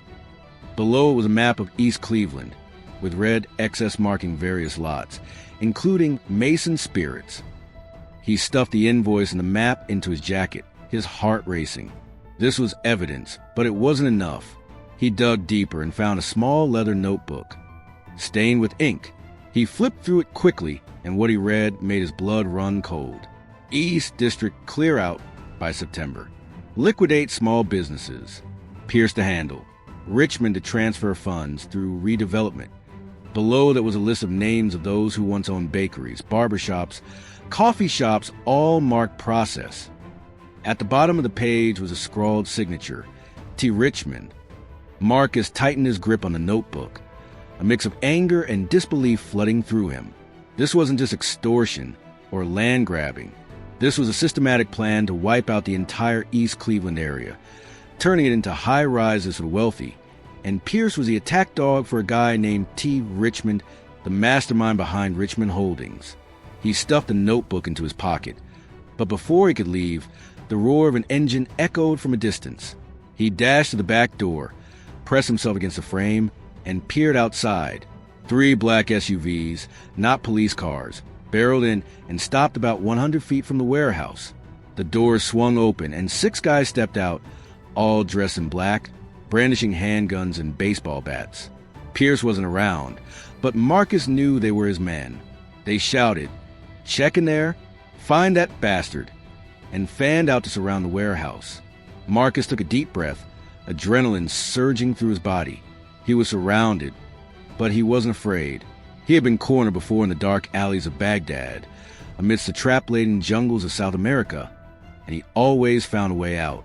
He pulled out his Beretta, checking the magazine, 12 rounds left. Enough to hold his ground, but not enough to take on the whole gang. He stepped back, hiding behind a shipping container, his gaze sharp as a knife. They were coming, and he had only a few minutes to decide, fight or run. But Marcus wasn't about to run. He was a Delta Force warrior, and he would fight not just for himself, but for those who had lost everything to this corrupt system. The notebook in his pocket was his greatest weapon, and he would protect it at all costs. The footsteps grew closer, and Marcus smiled coldly. "Come here," he whispered, ready for the battle ahead. "Do you see that?" Marcus charged into the enemy's lair, unarmed, facing a whole gang of guns, just to defend our truth. If you can feel that indomitable spirit, hit like and subscribe to Legendary Narratives so we can keep the story of those who never give up alive forever. Thank you. The sound of hurried footsteps echoed in the warehouse on West 25th, mingling with the wind whistling through cracks in the concrete walls. Marcus Hayes crouched behind a metal shipping container, his Beretta M9 gripped tightly in his right hand, his finger poised on the trigger. 6 black-clad henchmen of Daniel Pierce were fanning out, surrounding him from every direction. They shouted, their voices growling like hunting dogs catching scent. "Find him! Don't let him escape." Marcus took a deep breath, adrenaline flooding his body, but his mind remained cold and sharp like the blade he had tucked in his jacket pocket. He had secured the notebook containing evidence that could expose Pierce and Richmond Holdings, but now he had to survive to get it out. The dim yellow light from the hanging bulb in the warehouse cast shadows over the wooden crates and containers, creating dark corners that Marcus used to hide. He heard the sound of shoes crunching on the concrete floor less than 15 feet away. A guy in black walked by, holding a baseball bat, his eyes scanning the darkness. Marcus didn't wait. He lunged out like a ghost, his combat knife raised, slicing across the guy's arm before he could scream. The guy groaned. The bat clattered into the floor, the sound of metal echoing. Marcus delivered a powerful punch to his jaw, sending him crashing down, unconscious. But the noise alerted the others. "Over there!" a voice shouted, and instantly gunfire erupted. Marcus rolled behind a wooden barrel. A bullet grazed his shoulder, leaving a small tear in his jacket, just inches from his skin. He gritted his teeth, not out of pain, but because a surge of anger was rising within him. They were outnumbered, but they had no idea who he was, a former Delta Force operative who had taken down dozens of enemies in situations far worse than this. He raised a Beretta, quickly aiming at the nearest guy, a big dude with a handgun about 10 feet away. He pulled the trigger, and the bullet slammed into the guy's shoulder, making him scream and fall back, his gun flying out of reach. Marcus didn't stop. He dashed through the maze of containers, hearing bullets whizzing past his head, hitting metal and wood. He leaped over a low crate, landing behind a stack of wooden boxes about 6 feet high, then turned to take a look. There were 4 guys left, and they were tightening their grip. A guy rushed in from the left, his handgun raised high. Marcus didn't have many bullets left. Instead, he waited for the guy to get closer, then delivered a swift kick to his knee. making him buckle down. He snatched the gun from the guy's hand and slammed the butt of it against his temple, knocking him out cold instantly. But before he could catch his breath, another guy jumped out from the right, swinging a baseball bat straight at his head. Marcus ducked, feeling the rush of air through his hair, then countered with a punch to the guy's gut, followed by a kick to the chest, sending him crashing into the shipping container with a thunderous bang. There are two guys. Marcus hears them whispering about 20 feet away, near the front door. "It's somewhere close," one voice says. "Don't let it outside." Marcus smirks, a cold smile flickering across his face. They think they're hunting him, but he's the one doing the hunting. He picks up a piece of wood about 2 feet long from the floor and hurls it hard toward the far corner of the shed. The sound of the wood hitting metal rings out, causing both guys to turn their heads. That was their mistake. Marcus burst out of the shadows, Beretta raised high. He fired 2 shots, one into the leg of the first guy, the other into the hand of the second. Both of them went down, screaming in pain, their guns and clubs scattering across the ground. He rushed over, kicked their weapons far away, then stood tall, panting the silence now filled only with the groans of the defeated. He checked his jacket. The notebook was still safely tucked in his pocket.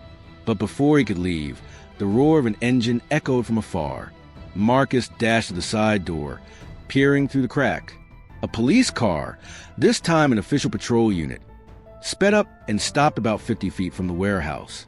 Pierce stepped out, his uniform crisp, his expression dark as he surveyed the chaos before him.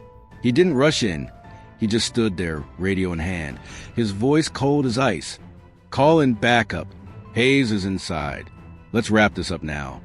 Marcus tightened his grip on the Beretta, feeling his heart race. Pierce had arrived, and he wasn't alone. He stepped back into the warehouse, his eyes scanning for an escape route. The side door was the only way out, but it was now blocked by Pierce's henchmen pouring in from another vehicle. He was trapped, but he wasn't scared. He had been trapped before, and he always found a way out. He tucked the Beretta into his waistband and checked the notebook one more time. This was what he came for. Evidence of Pierce and T, Richmond's dark conspiracy. Their plan to wipe out the east side of Cleveland for profit. He had seen it all. The list of victims, the dirty money, and the mastermind's signature. The truth was now in his hands, but to expose it, he had to survive the night. Marcus ran to the far corner of the warehouse, searching for a rusty oil drum. He kicked it hard, and oil spilled onto the floor. Then he ignited it with the lighter from his pocket. The flames erupted, thick black smoke billowing out and filling the space. The screams of the henchmen echoed as they rushed in, but Marcus had vanished into the smoke. He dashed toward the back door, barreling through the chaos, and leaped into the Ford F-150 parked 50 feet away. The engine roared to life as he pressed the gas, speeding into the night of Cleveland. Pierce shouted something from behind, but he couldn't hear it. He had the weapon blueprint to take down this corrupt system.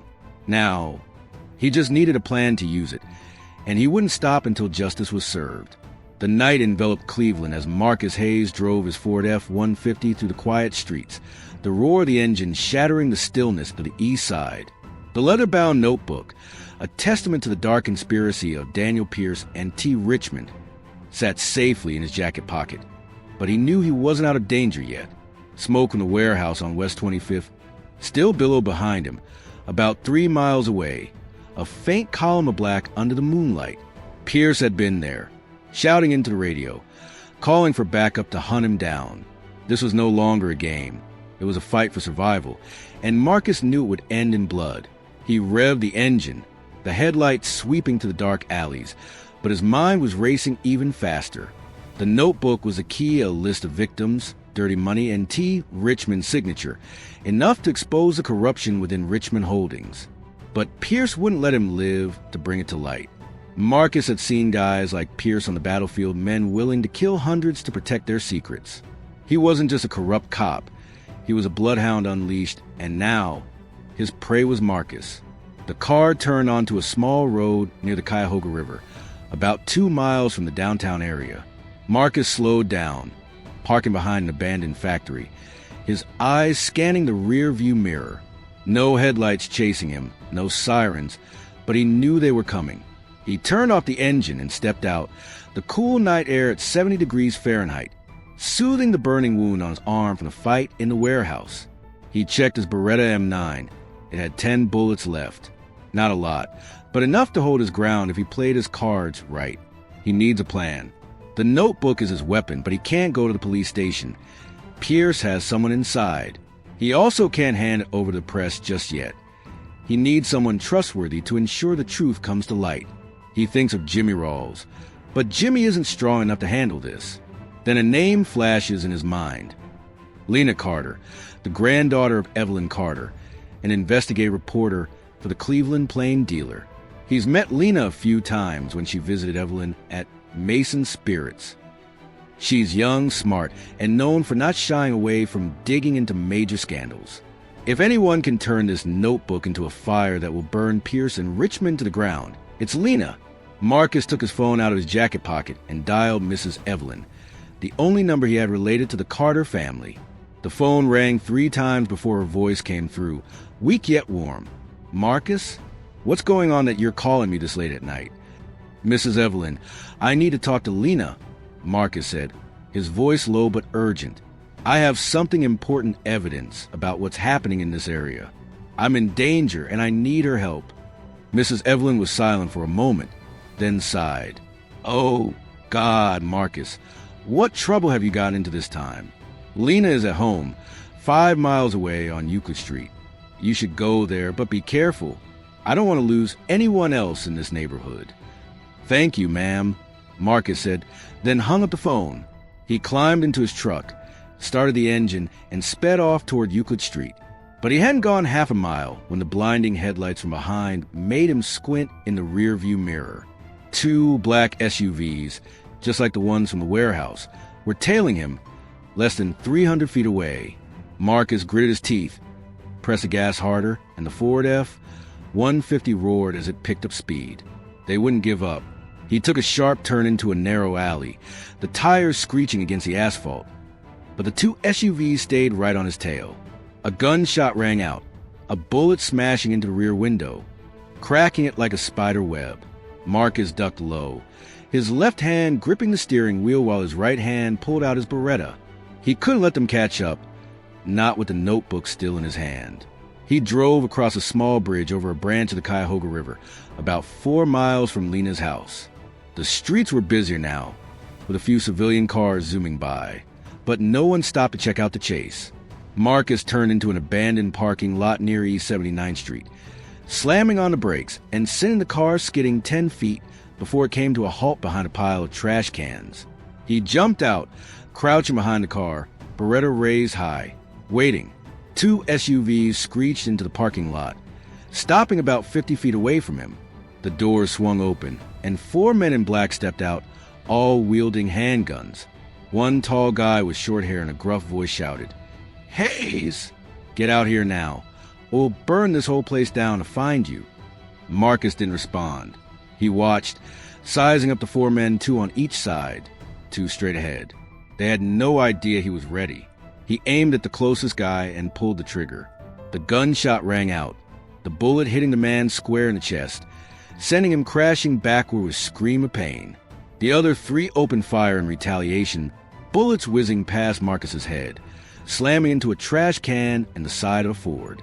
He rolled to the side, pressing himself against a concrete pillar, then fired again, hitting the second guy in the leg, making him buckle down.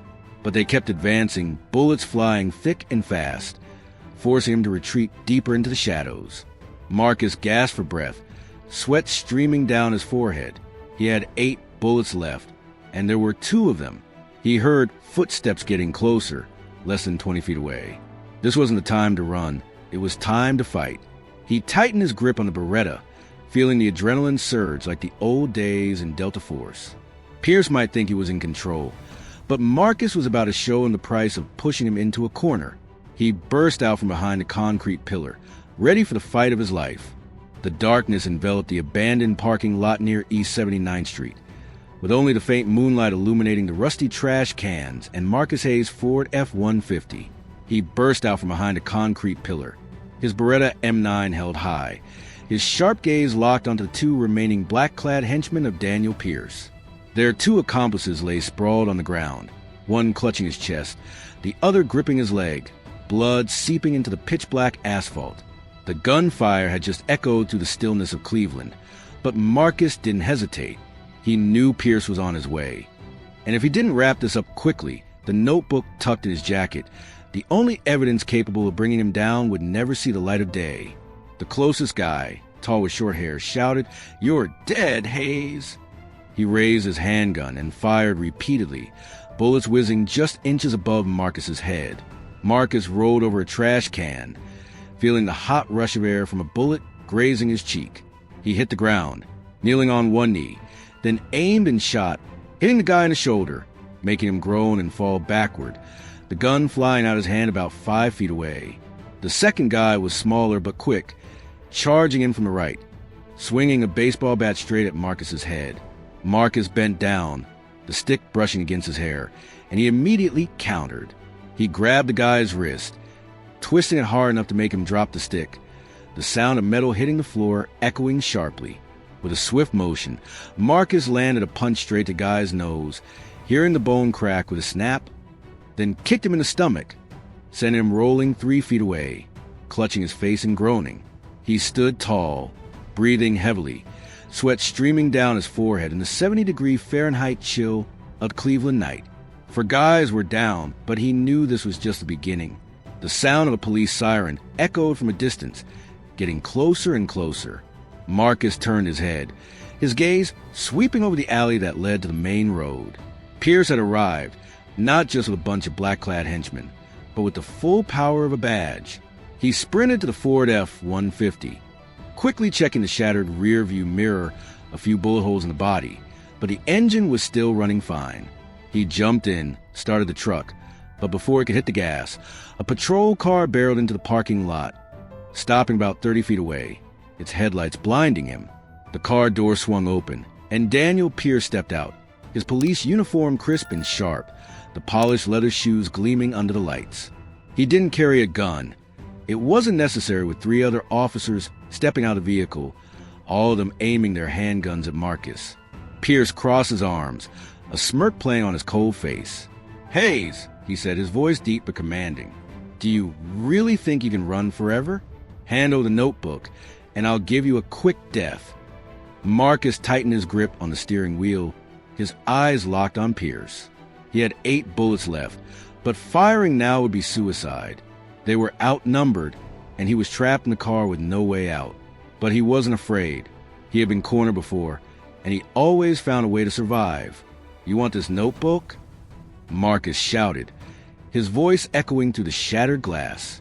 "Come and get it." Pierce laughed loudly, his laughter echoing in the parking lot. "You're really stubborn, Hayes, but you don't get it. You're just an ant in this game." He signaled to the group of cops. "Drag him out. Don't let him live." 3 cops advanced, guns raised, less than 20 feet from Marcus's car. But before they could get closer, a shout rang out from behind Pierce. "Stop!" A silver sedan barreled into the parking lot, screeching to a halt 40 feet away. Lena Carter, her black hair pulled back, bright eyes shining, stepped out with camera in hand, the flash going off repeatedly as she snapped photos of Pierce and the goons. "It's all being recorded, Pierce," she yelled. "You want to make the front page with this?" Pierce turned back.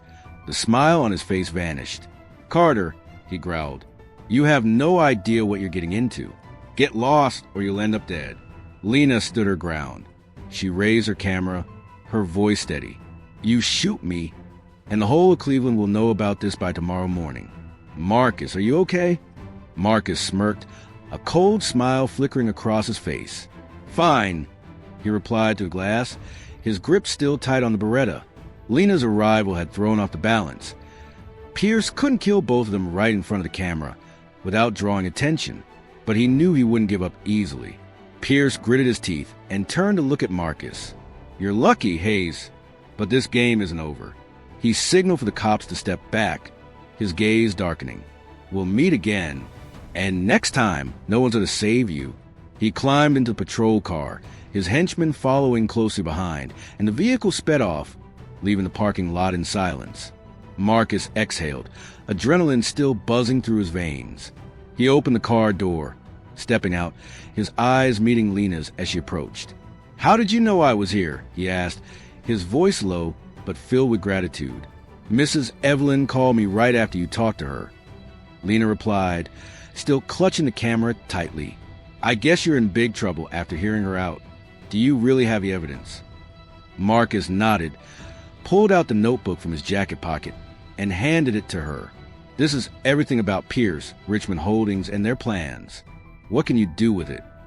Lena flipped through the notebook quickly, her eyes lighting up as she read the words. "Oh my God, Marcus. This is a blockbuster. I'm going to get it published, but you need to be safe first. Pierce won't stop." "I know," Marcus said, his gaze returning to the dark road. "He'll come back this time to kill. But I'm not running. I'm going to confront him and put an end to this." Lena looked at him, her eyes filled with both worry and determination. "Then I'll go with you. If you're going to fight, I'll make sure the whole world knows the truth." Marcus nodded, feeling a new fire ignite within him. Pierce might be colder, but he had the notebook, he had Lena, and above all, he had the spirit of a Delta Force warrior. This battle was reaching its climax, and he was ready to face it, life or death. The abandoned parking lot on East 79th Street fell into silence after the sound of Daniel Pierce's patrol car faded away. Marcus Hayes stood next to the bullet-riddled Ford F-150, the moonlight casting a glow on his face, highlighting the bloody cut on his arm and his fierce, fearless eyes. Beside him, Lena Carter clutched her leather-bound notebook, the evidence of Pierce and T. Richmond conspiracy, her hands trembling slightly not from the chill, but from a realization that what she held could change everything for Cleveland. The cool night air hovered around 68 degrees Fahrenheit, but both felt the heat of the impending battle drawing near. Marcus turned to Lena, his gaze serious yet resolute. "Are you sure?" he asked, his deep voice resonating in the stillness. "Going with me means you'll become a target. Pierce won't spare anyone who gets in his way." Lena smirked, her smile a mix of defiance and determination. "You think I'm scared, Marcus? I've been investigating corruption for 5 years now, from city officials to street gangs. Pierce isn't the first one who's wanted me dead, and I'm still standing here. This notebook is my chance to end this, and I'm not going to miss it." Marcus nodded, saying nothing more. He understood that Lena's courage wasn't like the toughness of a warrior like him. It was a fire of someone who believes in the truth. He opened the car door, signaling for her to get in. "Then let's go. Pierce won't wait long. He'll come looking for us before you can even get that notebook to press." Lena climbed into the passenger seat, the notebook still clutched in her hand. As Marcus fired up the engine, the Ford F-150 roared to life, speeding out of the parking lot toward a spot he had picked out beforehand, a deserted train yard near West 65th, about 4 miles away. He had been there a few times to buy used car parts from some shady dealers, and he knew the lay of the land. Rusted train cars, narrow alleys, and thick darkness perfect for an ambush. If Pierce wanted to finish him off, this would be the place to do it, not out on the open street, but on a battlefield of his choosing. The car glided through the dark streets, the headlights sweeping over the low buildings and vacant lots of East Cleveland. Lena quickly flipped through her notebook under the dim light from the dashboard, her voice ringing with excitement mixed with disbelief. "Marcus, do you see this? T. Richmond has to be Thomas Richmond, the CEO of Richmond Holdings. This guy signed every page from the wire transfers to the list of seized properties. This isn't just a few land grabs. They're wiping out the whole area to build luxury condos, and Pierce is the main accomplice." Marcus nodded, his eyes still fixed on the road. "I know. He doesn't just want my shop. He wants it all. But he didn't expect me to fight back." He tightened his grip on the steering wheel, recalling the battle in the warehouse, the brawl at Mason Spirits. "And now I have something to take him down." But before Lena could respond, the blinding headlights from behind made her turn her head.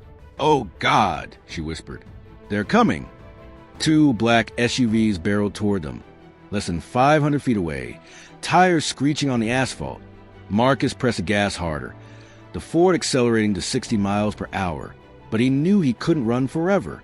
He sharply turned into a narrow alley, the car skidding 10 feet before stabilizing, but the two SUVs were still hot on their tail.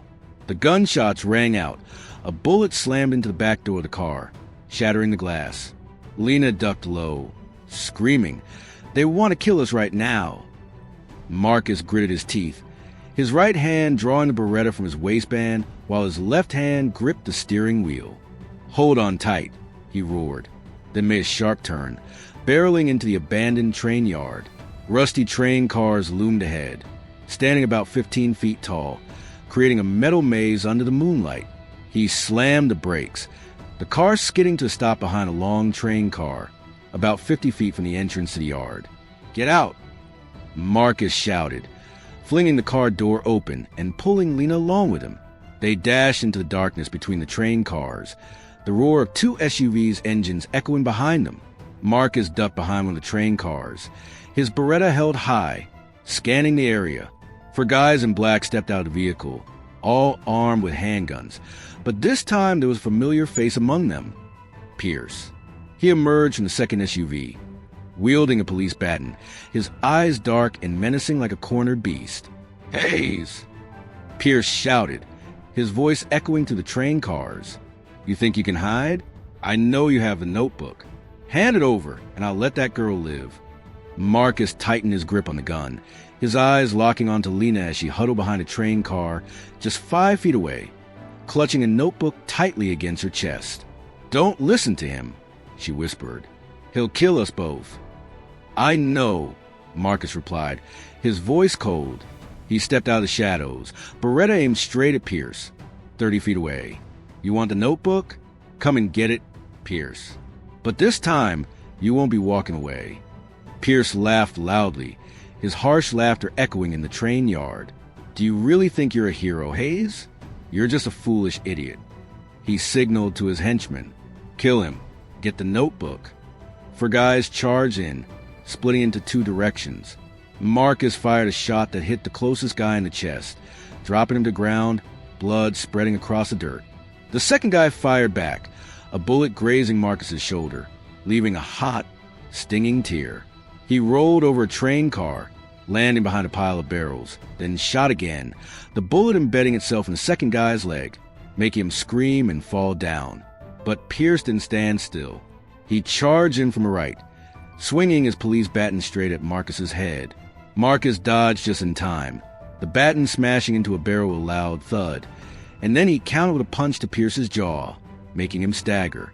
Pierce roared, swinging the baton again, but Marcus blocked it with his arm, pain shooting through his bones, and then he delivered a powerful kick to Pierce's knee, causing him to buckle down. "Give me the notebook." Pierce shouted, but Marcus didn't respond.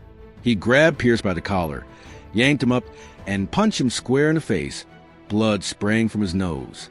But before he could finish him off, the other two guys charged in, one of them firing a shot that grazed Marcus's leg, causing him to fall to the ground, the Beretta skidding away 3 feet from him. Pierce laughed loudly, standing up with blood all over his face. "You've lost, Hayes." He raised the bat, ready to bring it down, but Lena shouted from behind, "Stop." She rushed out, camera in hand, flashing continuously, causing Pierce to hesitate. Marcus lunged forward, grabbing the Beretta, and fired a shot that hit the nearest guy in the shoulder, sending him crashing down. The other one charged in, but Marcus landed a solid punch to his throat, making him choke and drop to the ground. He stood up, the Beretta aimed straight at Pierce, panting heavily. "You're wrong," he shouted. "This isn't over." The abandoned train yard on West 65th Street was shrouded in darkness, with only the faint moonlight illuminating the rusted train cars and the fallen figures. Marcus A. stood there, his Beretta M9 aimed straight at Daniel Pierce, his breath coming in quick bursts but his gaze unwavering. Pierce knelt on one knee, blood trickling from his nose and shoulder, his police baton lying discarded 3 feet away after the fierce battle. Around them, 4 of his henchmen lay defeated, 2 dead, 2 unconscious, blood spreading across the cold ground of Cleveland, where the nighttime temperature still hovered at 68 degrees Fahrenheit. Lena Carter stood 5 feet away from Marcus, her camera in hand still flashing, capturing the chaotic scene as a living witness. Pierce panted heavily, his eyes darkening as he glared at Marcus, but the smirk on his face still lingered. "You think you won, Hayes?" he spat, blood trickling from the corner of his mouth. "You have no idea what you're up against. Richmond will wipe you and that little girl out like you never even existed." Marcus tightened his grip on the Beretta, his finger trembling slightly on the trigger. He wanted to pull the trigger, to end Pierce right here, just like he had taken down enemies on the battlefield. But he wasn't a cold-blooded killer. He was a warrior, and he fought for something bigger. "You're wrong," he said, his voice low but sharp as a knife. "Your game ends when this notebook hits the press. You and Richmond won't have anywhere left to hide." Lena stepped closer, clutching her leather-bound notebook tightly against her chest, her gaze both determined and furious. "He's right, Pierce. How many people have you killed? How many families have you torn apart to seize land for Richmond? But that's over now. I'm going to bring everything to light, every single word in this notebook." Pierce laughed, a raspy sound echoing in the stillness, but it was weak, filled with despair. "You're so naive, Carter. You think the press is going to save you? Richmond has money and power. He can buy this whole city. You and Hayes are just two rats in the trap I've set for you." Marcus gritted his teeth, a surge of anger boiling up in his chest. He stepped forward and kicked Pierce hard in the chest, sending him crashing to the ground, groaning in pain. "You talk too much," he shouted, pressing the gun to Pierce's forehead. "You think I won't pull the trigger? I've killed guys like you without a second thought. But this time, I want you to live to watch everything you've built come crashing down." Pierce looked up, his eyes flashing with a hint of fear for the first time. He didn't say a word, just gasped for breath, blood trickling down his chin.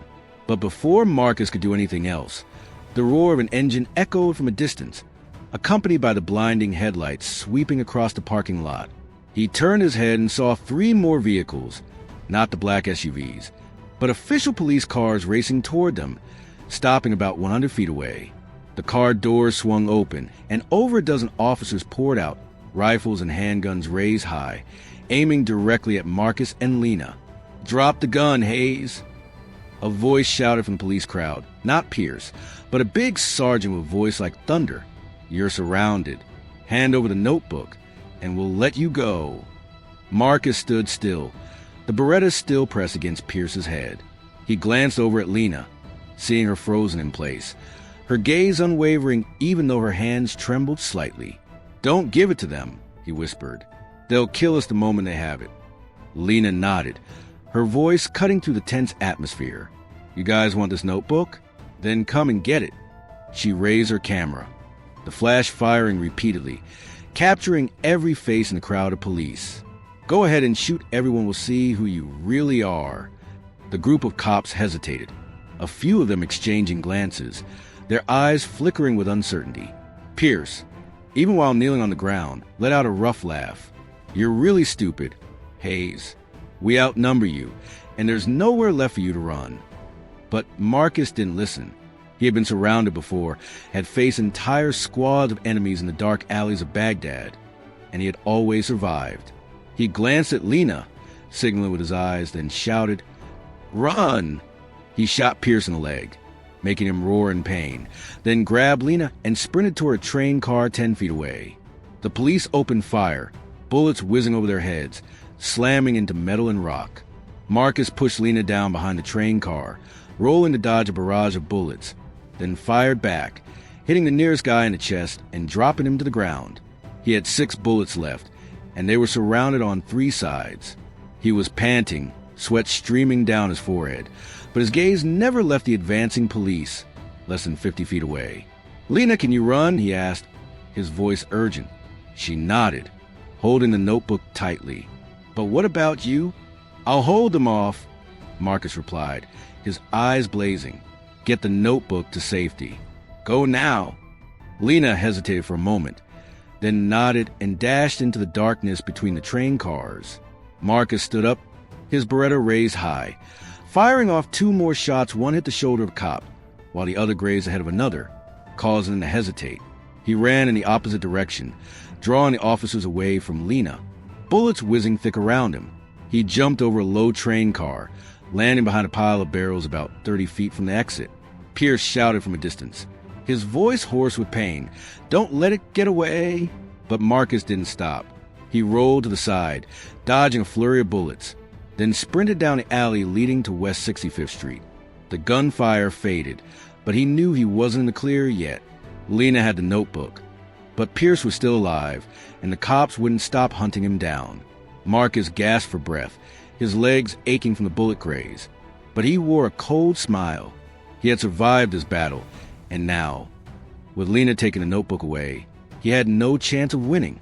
The ultimate showdown wasn't over yet, but Marcus had scored a small victory. He ran into the darkness, ready for the final fight. Marcus Hayes dashed to the dark alley near West 65th, his breath coming in quick but steady gasps. His legs aching from the bullet graze he took during the battle at the abandoned train yard. The sounds of gunfire and the shouts of the police under Daniel Pierce were fading away, swallowed by the night in Cleveland. He paused behind a crumbling brick wall, about 200 feet from the train yard, huddling in the shadows to catch his breath. The Beretta M9 in his hand had only 4 bullets left, but he didn't need to fire again, not tonight. Lena Carter had escaped with a leather-bound notebook, the evidence of Pierce and T. Richmond's conspiracy, and that was all that mattered. He leaned against the wall, taking a deep breath of the chilly 68-degree Fahrenheit air, feeling the sweat soaking through his black jacket. The battle he just fought, from the chase down the street to the shootout in the train yard, was the peak of everything he had faced since Pierce walked into Mason Spirits to shake him down. He had taken down the goons, knocked Pierce out in a fair fight, and survived a life-or-death standoff with over a dozen cops closing in. But he knew this wasn't the end. Pierce was still alive, despite his serious injuries, and he wouldn't give up as long as the ledger was still in Lena's hands. Marcus smirked, a cold smile flickering across his face. He might be colder, he might have more power, but he didn't understand who he was dealing with. He was a former Delta Force operative, someone who had survived bullet storms that Pierce could only dream of. He tucked his Beretta into his waistband, checked that his combat knife was still in his pocket, ready for the next fight. Lena was now the hope to expose the truth, but he wouldn't let her fight alone. He would find her, protect her, and together they would smash this rotten system to pieces. He stepped out of the shadows, the moonlight illuminating his battle-scarred face. For miles away, Lena's house on Euclid Street was his target, the place where she would safely deliver the notebook. The distant wail of police sirens echoed through the night, but Marcus didn't look back. He sprinted into the darkness, his combat boots pounding the pavement, each step a vow Pierce and Richmond would pay. The ultimate battle has passed, but Marcus knows the biggest fight is still ahead. He hasn't just survived, he's gained the upper hand. And with Lena's notebook in hand, he will end this game not by running away, but by fighting to the very end. The darkness of Cleveland swallowed Marcus Hayes as he sprinted through the alley near West 65th Street, about 200 feet from the abandoned train yard where he had just survived a bloody battle with Daniel Pierce and his gang of thugs. The night was still chilly at 68 degrees Fahrenheit, but sweat soaked through his black jacket, mingling with the blood from the bullet graze on his leg and arm. The Beretta M9 in his hand had only 4 bullets left, but he didn't need to use it right now. Lena Carter had escaped with the leather-bound notebook that held evidence of Pierce and T. Richmond's conspiracy, and that was the first victory in this long, grueling fight. Marcus stopped behind a rusty trash can, pressing himself into the shadows to catch his breath. The sound of police sirens in the distance had faded, but he knew Pierce wouldn't give up. He was wounded. A bullet had grazed his shoulder, and his leg was torn up, but he was still alive, and for him, that meant the hunt was still on. Marcus smirked, a cold smile flickering across his face. He might be outnumbered, but he had Lena, he had the notebook, and above all, he had the will of a former Delta Force operative, something that nothing could break. He stepped out of the alley, his gaze sweeping over the empty street. Lena's house on Euclid Avenue, from miles away, was his destination. He knew she wouldn't just sit still, she would take the notebook to the Cleveland Plain dealer, where she worked, to turn it into a fire that would burn Pierce and Richmond Holdings to the ground. But he also knew Pierce would figure that out. He would send someone to intercept Lena, or worse, kill her before she could reveal the truth. Marcus couldn't let that happen. He tucked the Beretta into his waistband, checked the combat knife in his jacket pocket, and then started to run not fast, but steady, like a machine programmed to survive. The road to Euclid Street wasn't easy. He had to avoid the main streets where Pierce's police might be patrolling. He weaved through narrow alleys, jumped over 6-foot fences, and ducked behind abandoned buildings to dodge the headlights of a few passing cars. Each footstep was a count in his head, a habit from Delta Force that helped him stay calm in the storm. He recalled the long nights in Afghanistan, running through the desert with the enemy hot on his heels, unarmed, alone, just the will to survive. Compared to those days, Pierce was just a cocky guy in a police uniform. As he approached Euclid Street, about half a mile from Lena's house, a small explosion echoed in the distance, followed by a thin column of smoke rising to the east. Marcus stopped, squinting. That wasn't gunfire. It was a sound of bomb or fire. His heart raced, not out of fear, but because of a sinking feeling in his gut. He picked up speed, darting through the dark streets until he spotted Lena's small 2-story house just 100 feet away, engulfed in the bright red glow from a silver sedan that was ablaze in the front yard. Lena stood on the porch, clutching a notebook, her face pale but her gaze unwavering. A police patrol car was parked about 50 feet away, and 2 officers stepped out, their handguns raised high. "Carter," one of them shouted, "hand over the notebook, or you and this place will go up in flames." Marcus charged out of the shadows without a moment's hesitation. He leaped over the low fence in front of Lena's house, landing just 5 feet away from her, and raised his Beretta, aiming at the closest thug. "Touch her and you're dead," he roared, his voice echoing in the night air. He fired a shot that hit the thug square in the chest, dropping him instantly. The other thug swung his gun toward Marcus, but he was quicker. A second shot pinned him in the shoulder, causing him to scream and stumble back against a patrol car. Lena ran up, her voice frantic. "Marcus, they just threw a Molotov cocktail at my car. Pierce knows I have the notebook. He sent a whole team here." She pointed down the road, where the headlights from 2 other black SUVs were racing toward them, less than 300 feet away. Marcus pulled Lena into the house, slammed the door shut, and locked it tight. "We don't have much time," he said, his eyes scanning the small living room with its worn sofa, wooden table, and large window overlooking the street. "Have you been able to call anyone yet?" Lena nodded and placed a notebook on the table. "I sent a message to the boss at the office. He's sending someone over, but the police will get here first. We need to hold on."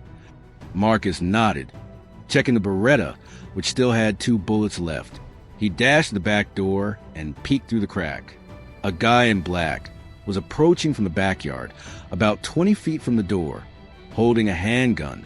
Marcus flung the door open, charged out, and plunged his combat knife into the guy's chest before he pulled the trigger. The man groaned and collapsed onto grass, blood soaking into the ground. Marcus dragged the body into bushes and then headed back inside the house. The roar of the engine echoed at the front door. Marcus crouched behind the sofa. Lena stood beside him, her eyes shining even as her breath came in quick gasps. "They're here," she whispered. He nodded, gripping the Beretta tightly. The sound of shattering glass rang out as a guy in black smashed the window, bursting in with his gun raised high. Marcus fired the last bullet, hitting the guy square in the forehead, and he dropped to the ground instantly. But that was just the beginning. The sound of hurried footsteps echoed outside the door, at least 5 more guys, and Marcus knew Pierce was close. He looked at Lena, his voice low but firm. "Get ready to run. I'll clear the way." Lena nodded, clutching her notebook tighter. The final battle had arrived, and Marcus was ready not just to survive, but to make sure justice prevailed. Lena Carter's small living room on Euclid Avenue shook as the sound of shattering glass and hurried footsteps shattered the quiet of the Cleveland night. Marcus Hayes crouched behind the old sofa, gripping his empty Beretta M9 combat knife tightly after the last shot took down the guy in black, who had just crashed through the window. Lena stood beside him, clutching her leather notebook tightly against her chest, her breath quick but her eyes shining with determination. Outside, the temperature hovered at 68 degrees Fahrenheit, but inside, the heat from adrenaline and imminent danger made them forget the chill of the night. A scream echoed from outside the front door. "Get inside!" grabbed the notebook. Marcus glanced at the gap between the sofa and the wall at 5 men in black, all wielding handguns and baseball bats, crashing into the broken window and the front door that had just been kicked in. He looked at Lena, his voice low but urgent. "When I give the signal, you run out the back door. Don't look back." Lena nodded, gripping the notebook tightly. Marcus didn't wait any longer. He lunged out from behind the sofa, his knife raised as the closest thug, a big guy with short hair, aimed a gun at him. He struck hard at the guy's wrist, blood sprayed, and the gun clattered to the floor with a sharp thud. The thug screamed, but Marcus didn't stop. He punched straight into the guy's throat, sending him crashing down, gasping for air on the wooden floor. 2 other guys rushed into the front door, one of them firing a shot that grazed Marcus's shoulder, leaving a hot, stinging tear in his jacket. He gritted his teeth, rolled over the small wooden table in the living room, then jumped up and kicked hard into the chest of the guy who just shot. The guy stumbled back, crashing into the wall 3 feet away, his gun flying out of reach. The second guy swung a baseball bat, aiming straight for Marcus's head, but he ducked, feeling the wind rush through his hair, then plunged a knife into the guy's thigh. The guy groaned, collapsing to the floor, clutching his wound tightly. "Run!" Marcus shouted, turning to Lena. She bolted for the back door, her sneakers pounding against the floor, the notebook still clutched tightly in her hand. But just as she was about to escape, another guy in black emerged from the backyard, blocking her path, a handgun raised high. "Freeze!" he yelled, aiming straight at Lena. Marcus didn't hesitate. He picked up the gun from the guy who had just fallen near the table and pulled the trigger, the bullet slamming into the chest of the man blocking the door, sending him crashing out onto the lawn, blood spreading across the grass. Lena screamed, but she didn't stop. She dashed through the door, disappearing into the darkness. Marcus turned back, facing the last guy in the room, a small but quick one, swinging a baseball bat as he charged forward. The guy swung the bat, and Marcus dodged to the left, the bat smashing into the wall, leaving a hole in the drywall. He grabbed the guy by the collar, yanked him down hard, and slammed his head into the edge of the table. A loud crack echoed as the guy's nose broke, and he collapsed unconscious. Marcus was panting, his eyes scanning the room where 5 guys lay sprawled out, blood and shattered glass covering the floor. But he knew this wasn't over yet. The roar of engines echoed from Euclid Street, accompanied by blinding headlights sweeping to the shattered window. Marcus dashed to the front door, crouching behind the frame, peering outside. 2 patrol cars and a black SUV came to a stop about 50 feet from the house, doors flung open, and over a dozen cops and black-clad goons poured out, rifles and handguns raised high. In the middle of it all, Pierce emerged, his shoulder hastily bandaged, limping slightly, but his eyes burned with hatred. "Hayes!" he shouted, his voice hoarse and resonant. "You can't escape." Marcus tightened his grip on the knife, his heart pounding. Lena had run, but he had no idea how far she had gotten. He needed to hold Pierce off long enough for her to reach the Cleveland Plain dealer office, about 2 miles away. He stepped out of the house, standing on the porch, the moonlight illuminating his battle-scarred face. "You want me? Come and get me," he roared, his voice echoing in the night. Pierce laughed loudly, but the laughter was filled with pain. "You're crazy, Hayes. We outnumber you and you're out of bullets." He signaled to his henchmen. "Kill him. Find that girl." The police rushed in, less than 30 feet away from Marcus. He jumped down to the ground, rolled over Lena's charred sedan, and then dove into a bush about 10 feet away. Gunshots rang out, bullets whizzing past his head, slamming into the wall of the house. He sprinted through the backyard, leaped over a 5-foot fence, and landed in the alley behind. He heard Pierce shout, "Don't let him get away!" But he didn't look back. He dashed through the alley, his legs aching from the bullet graze. But he didn't stop. He knew the layout of Cleveland, every alley, every street, and he used it to his advantage. He turned down a narrow path, about 300 feet from Lena's house, and tucked himself behind a large trash bin. The police split up, footsteps echoing from every direction, but he remained calm. He had been hunted in worse places, had survived moonless nights with the enemy hot on his trail. Pierce was no match for him. He heard the sound of a vehicle approaching from a distance. Not a police car, but a white van with dim headlights racing down Euclid Street. The van's door swung open, and Lena shouted from the passenger seat, "Marcus, get in the car." A middle-aged man, probably her boss from a newsroom, sat behind the wheel, his eyes tense yet determined. Marcus rushed out, jumping into the back seat as the van stopped about 20 feet away from him. The cops shouted and opened fire, but the van sped off into darkness, bullets hitting the body of the vehicle but not breaking through. Marcus gasped for breath, looking at Lena, the notebook still in her hands, safe. "You did it," she said, her voice trembling but filled with pride. "We're heading to the newsroom." Marcus nodded, his gaze drifting to the window. Pierce was still out there, somewhere in the darkness, but he could no longer deny the truth. The notebook would make headlines, and his empire of corruption was about to start crumbling. He tightened his grip on the knife, feeling the adrenaline slowly fade. This battle wasn't over yet, but justice had scored its first point. The white van sped to the dark streets of Cleveland, the roar of the engine blending with the distant wail of police sirens fading behind them. Marcus Hayes sat in the back seat, panting, gripping the combat knife tightly in his hand, his eyes scanning the window to make sure no cars were tailing them. Lena Carter sat in the passenger seat, a leather notebook resting on her lap, her hands trembling slightly but her eyes shining with determination. The middle-aged man driving, Frank Dawson, the editor-in-chief of the Cleveland Plain Dealer, pressed the gas harder, his face tense yet focused. They were heading to the newsroom, about 2 miles away, where the notebook would ignite a fire that would burn down the corrupt empire of Daniel Pierce and T. Richmond. Marcus wiped the sweat from his forehead. The 68-degree Fahrenheit chill of the night wasn't enough to cool the heat from the battle that had just unfolded. Lena's home was now a war zone, with 5 fallen men in black, shattered glass scattered across the floor, and Pierce still out there somewhere, despite being gravely injured. He looked at Lena, his voice low but steady. "Are you okay?" Lena nodded, forcing a smile. "I'm okay, but it was close. If you hadn't arrived in time," she paused, her gaze drifting down to the notebook. "Thank you, Marcus. Now it's my turn to make sure this notebook gets published." Frank glanced in the rearview mirror, his voice hoarse with tension.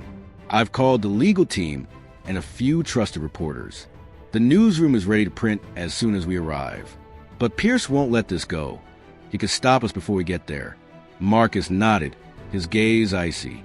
"He'll try, but I won't let him win." He checked the steel blade of the knife, still sharp, stained with a bit of blood from the last guy he took down in the backyard. The Beretta was out of ammo, but he didn't need a gun to fight. He had survived through nights without weapons, relying only on his will and his hands. And tonight would be no different. The van turned onto St. Clair Avenue, less than a mile from the office, when the blinding headlights from the front made Frank slam on the brakes. The vehicle skidded 10 feet before coming to a stop, 50 feet away from 2 black SUVs blocking the road. The door swung open, and 6 guys in black stepped out, handguns and baseball bat in hand, their cold eyes scanning the van. Pierce wasn't there, but Marcus knew they were his people, and they were there to take the notebook. "Oh, God!" Frank whispered, gripping the steering wheel tightly. "We're done for." "Not yet," Marcus shouted, flinging open the car door and jumping out before Frank could react. He dashed into the darkness by the roadside, crouching behind a trash can 20 feet away, his knife raised high. "Lena, stay in the car!" he yelled, but she didn't listen. She opened the door and ran after him, the notebook still clutched in her hand. "I'm not fighting alone," Lena said, her voice steady despite a slight tremor. Marcus gritted his teeth, but there was no time to argue. The thugs charged forward, less than 30 feet away, and gunfire erupted. A bullet grazed Marcus's shoulder, leaving another tear in his jacket, but he didn't stop. He lunged forward, leaping over a low barrel, and plunged his knife into the chest of the nearest guy. Blood sprayed out, and he dropped to the ground instantly. Lena screamed as another guy aimed a gun at her, but Marcus was quicker. He kicked hard at the guy's hand, sending the gun flying 5 feet away, then punched him straight in the face, knocking him down. The other 3 guys charged at him. One swung a baseball bat, but Marcus dodged to the left, and the bat crashed into a trash can with a loud bang. He grabbed the guy by the collar, yanked him down, and stabbed a knife into his thigh. The guy groaned and collapsed, but the overwhelming majority surrounded him. One guy shot from a distance. The bullet grazed Marcus's leg, causing the buckle to one knee, blood oozing from the fresh wound. A third guy charged in, delivering a powerful punch to his face, sending him sprawling backward, his head spinning. Lena screamed, "Marcus!" then grabbed a piece of wood from the ground, about 2 feet long, and swung it hard at the guy who had just hit him.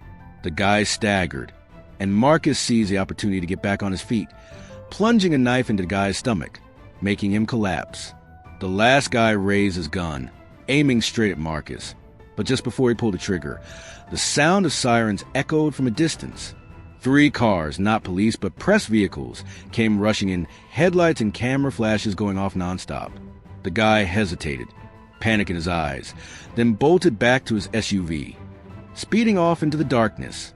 Marcus gasped for breath, blood trickling from his leg and shoulder, but he stood tall, watching Lena with a notebook still safely in her hands. Frank ran over, his eyes wide with both shock and relief. "Oh my God, are you two okay?" "My team arrived just in time." Marcus nodded, his voice low. "Take the notebook to the office. Let's wrap this up." Lena looked at him, her eyes filled with gratitude. "You saved me once again." She handed the notebook to Frank, then helped Marcus stand steady. "Now it's my turn to save this place." The van and the press car sped towards the newsroom. Marcus sat in the back, blood soaking through his pants, but he wore a cold smile. Pierce had lost a major round. The notebook would make it to the papers, and the truth would explode. Justice was winning, but he knew the battle wasn't over. Pierce and Richmond were still out there, and he wouldn't stop until they were completely brought down. The dawn light broke over the Cleveland sky, painting the quiet streets in golden hues as Frank Dawson's white van came to stop in front of the Cleveland Plain dealer on Superior Avenue, about a mile away from the final battle on St. Clair Street. Marcus Hayes sat in the back seat, blood soaking through his pants from a wound on his leg. Yet his gaze remained sharp and unwavering. Lena Carter stepped out from the passenger seat, a leather-bound notebook in hand. The evidence of Daniel Pierce and T. Richmond's conspiracy, now a fire ready to scorch the corrupt empire. The early morning temperature was a cool 65 degrees Fahrenheit, but the atmosphere inside the newsroom was electric as the press team sprang into action. Frank led Marcus and Lena through the large glass door where dozens of reporters and editors were waiting. "Get in now," Frank shouted, his voice echoing in the newsroom. "This notebook is going to make the front page, every detail, every name." Lena handed the notebook to an editor, her eyes shining brightly. "Pierce, Richmond Holdings, the list of victims, all of it is here. Don't let it slip away." Marcus leaned against the wall, breathing steadily, his gaze sweeping across the bustling room. He didn't need to hear more. He knew the notebook would do what he couldn't do alone, bring justice to East Cleveland. He recalled the early days at Mason Spirits, when Pierce walked and shake them down when he decided to fight back. Now, after bloody battles and near-death experiences, he had brought the truth to light. Frank turned back and patted Marcus on the shoulder. "You did it, Hayes." Pierce was caught 30 minutes ago. The federal agent snagged him near the warehouse on West 25th. He's seriously hurt, but he'll live to stand trial. As for Thomas Richmond, the FBI is raiding his office right now. Marcus nodded, a sense of relief washing over him. Will they pay the price? Negotiate, Lena interjected, her eyes blazing. Pierce is going to prison for life for corruption, murder, and a whole slew of other charges. Richmond won't escape either. This ledger ties him to every land grab and financial fraud. The FBI will seize Richmond Holdings assets, and the East Side will be protected. Marcus smirked, a rare smile appearing on his face. He stood tall, even though his legs still hurt. Good, but I want to see them fall with my own eyes. An hour later, the news exploded. The front page of the Cleveland Plain Dealer blared the headline. Corruption exposed, police and real estate tycoon wreck Cleveland. The notebook was copied and sent to the FBI and law enforcement agencies. Pierce was sentenced to life in prison without parole, and his henchmen received decades behind bars. Thomas Richmond was arrested in his upscale office, his assets frozen, and his empire crumbled within days. East Cleveland began to revive as small shops reopened, and the people no longer lived in fear. Marcus stood in front of Mason Spirits a week later, the new glass installed, sunlight shining on the freshly painted sign. Lena walked up, smiling. "You did it, Marcus. Justice has prevailed." He nodded, his gaze distant. "We can do this." The empire of corruption had fallen, and he knew that even though the battle was over, he was still a warrior, ready for whatever lay ahead. The midday sun streamed through the new glass of Mason Spirits, illuminating the small space that Marcus Hayes had fought so hard to preserve. 2 weeks had passed since his leather-bound notebook and Lena Carter made the front page of the Cleveland Plain Dealer, tearing down the veil of corruption surrounding Daniel Pierce and T. Richmond. The shop was no longer a wreck. The liquor shelves had been rebuilt, the wooden floor scrubbed clean of whiskey and blood, and the sign reading "Black-Owned Business" hung outside, glistening in the Cleveland sun, where today's temperature hit a pleasant 72 degrees Fahrenheit. But for Marcus, this wasn't just a store. It was a symbol of a battle he had won, and a reminder that the larger fight was far from over. He stood behind the counter, his calloused hands gently resting on the glossy wood, his gaze sweeping over the newly stocked bottles of Jack Daniel's Jim Beam and a few cheap bourbons that Mrs. Evelyn Carter loved. The scar on his arm from the fight at the train yard and warehouse was still red, but it didn't bother him. He had deeper scars from the deserts of the Middle East, from sleepless nights in South America, and they were all marks of a survivor. Now, at 38, Marcus was no longer the Delta Force warrior charging through battlefields, but he was still a man who never gave up.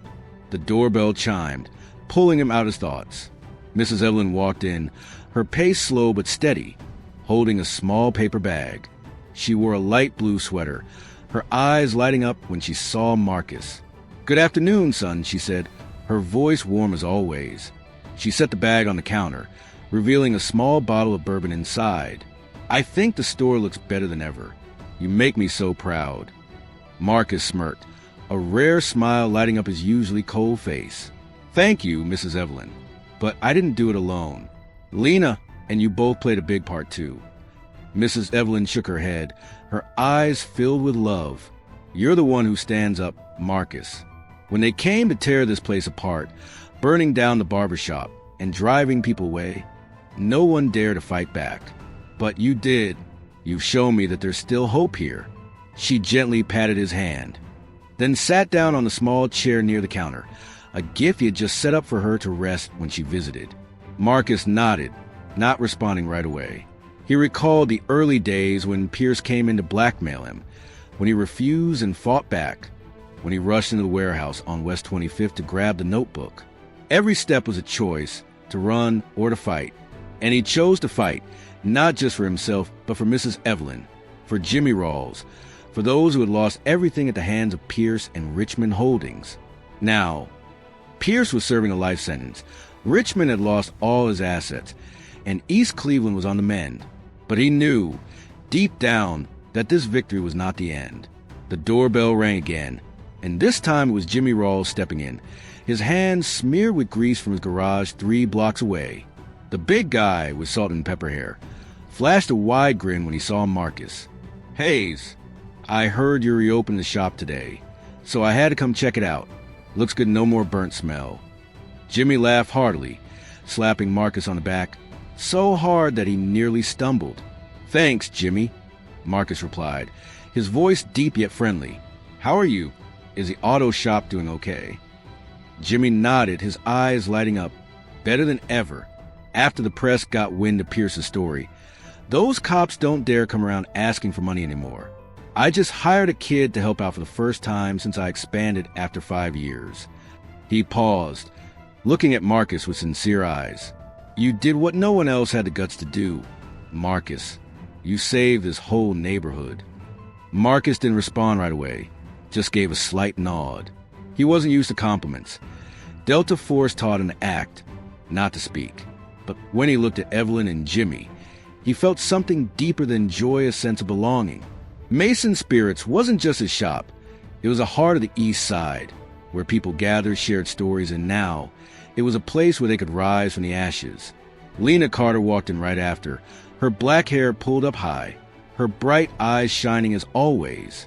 She wore a light jacket, holding a freshly printed newspaper with a front-page photo of Pierce in handcuffs, the bold headline reading, "Justice for Cleveland. Corruption Exposed." She placed the newspaper on the counter, smiling at Marcus. "Take a look. This is a result of what we've done." Marcus glanced over the newspaper, a sense of relief washing over him. "You did great, Lena," he said, his voice deep yet sincere. "Without you, that notebook wouldn't have made it here." Lena shook her head, her eyes meeting his. "Without you, I would have died before I even had a chance to run. You're the fighter, Marcus, never backing down. And you inspire all of us." Marcus looked at Mrs. Evelyn, Jimmy, and Lena, the ones who had stood by him through the storm. He didn't say a word, but inside, he knew they were right. He had fought not just against Pierce, but against the fear within himself, the thought that one person couldn't change the whole system. But he had done it, and that message was now spreading through East Cleveland. Never give up. The midday sun in Cleveland streamed to the glass of Mason spirits, illuminating the small space where Marcus Hayes stood behind the counter, alongside Evelyn Carter, Jimmy Rawls, and Lena Carter. The newspaper Lena brought, with the headline "Justice for Cleveland. Corruption Exposed," lay on the glossy wooden surface like a declaration of the victory they had achieved together. The temperature outside hovered at 72 degrees Fahrenheit, but inside the shop, the air was warm with the presence of those who had stood by Marcus through the storm, not with weapons, but with will and faith. Lena looked at Marcus, her eyes shining as she continued. "You didn't just save this neighborhood, Marcus.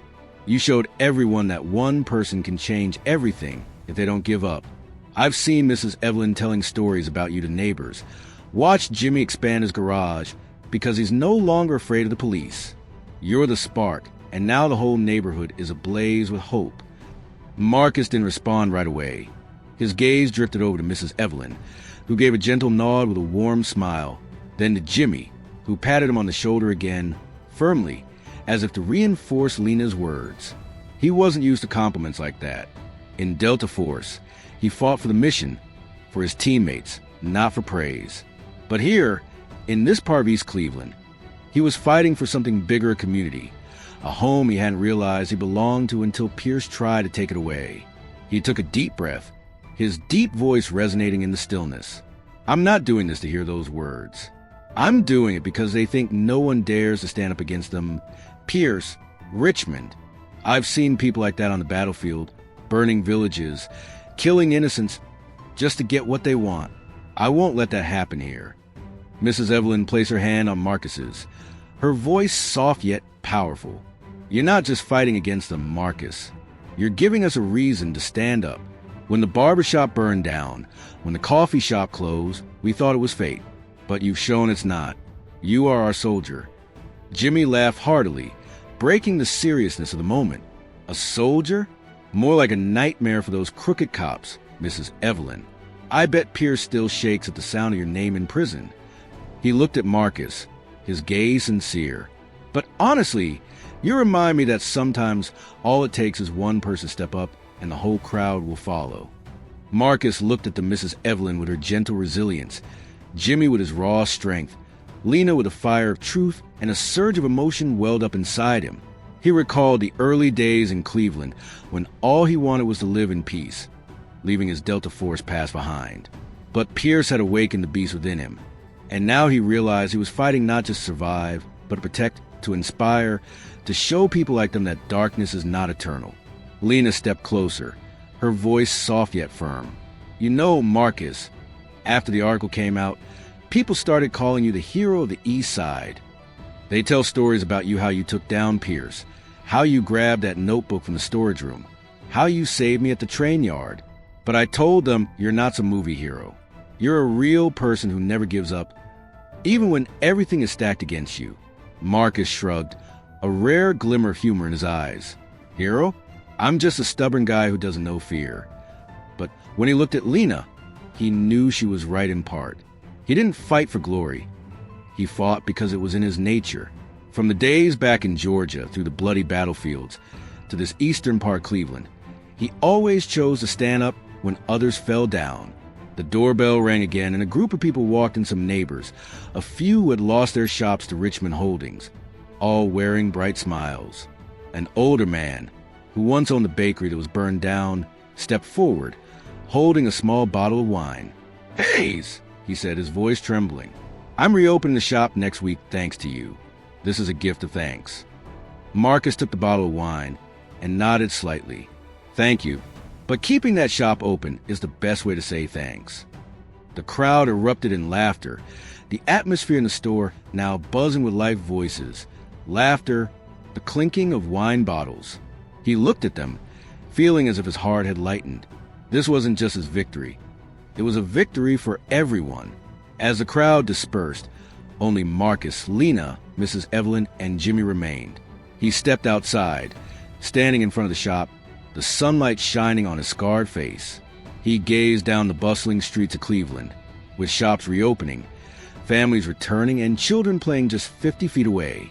He recalled Pierce's words in the train yard, "You can't change anything, Hayes." He was wrong. Marcus had changed, not just his neighborhood, but himself as well. Lena stepped out, standing next to him, her eyes sparkling. "What do you think, Marcus? Is it all worth it?" He turned to her, his voice deep yet warm. "Every second was worth it. Not because I won, but because none of you have to hang your heads anymore." Mrs. Evelyn and Jimmy followed suit, the four of them standing there, watching the bustling revival of the area. Marcus knew the battle would never truly end. There would always be those like Pierce, like Richmond, lurking in the shadows. But he also knew that as long as he stood here, as long as there were people like Lena, Mrs. Evelyn, and Jimmy by his side, they would always fight, relentlessly. He placed his hand on the doorframe of Mason Spirits, feeling the cool wood beneath his palm.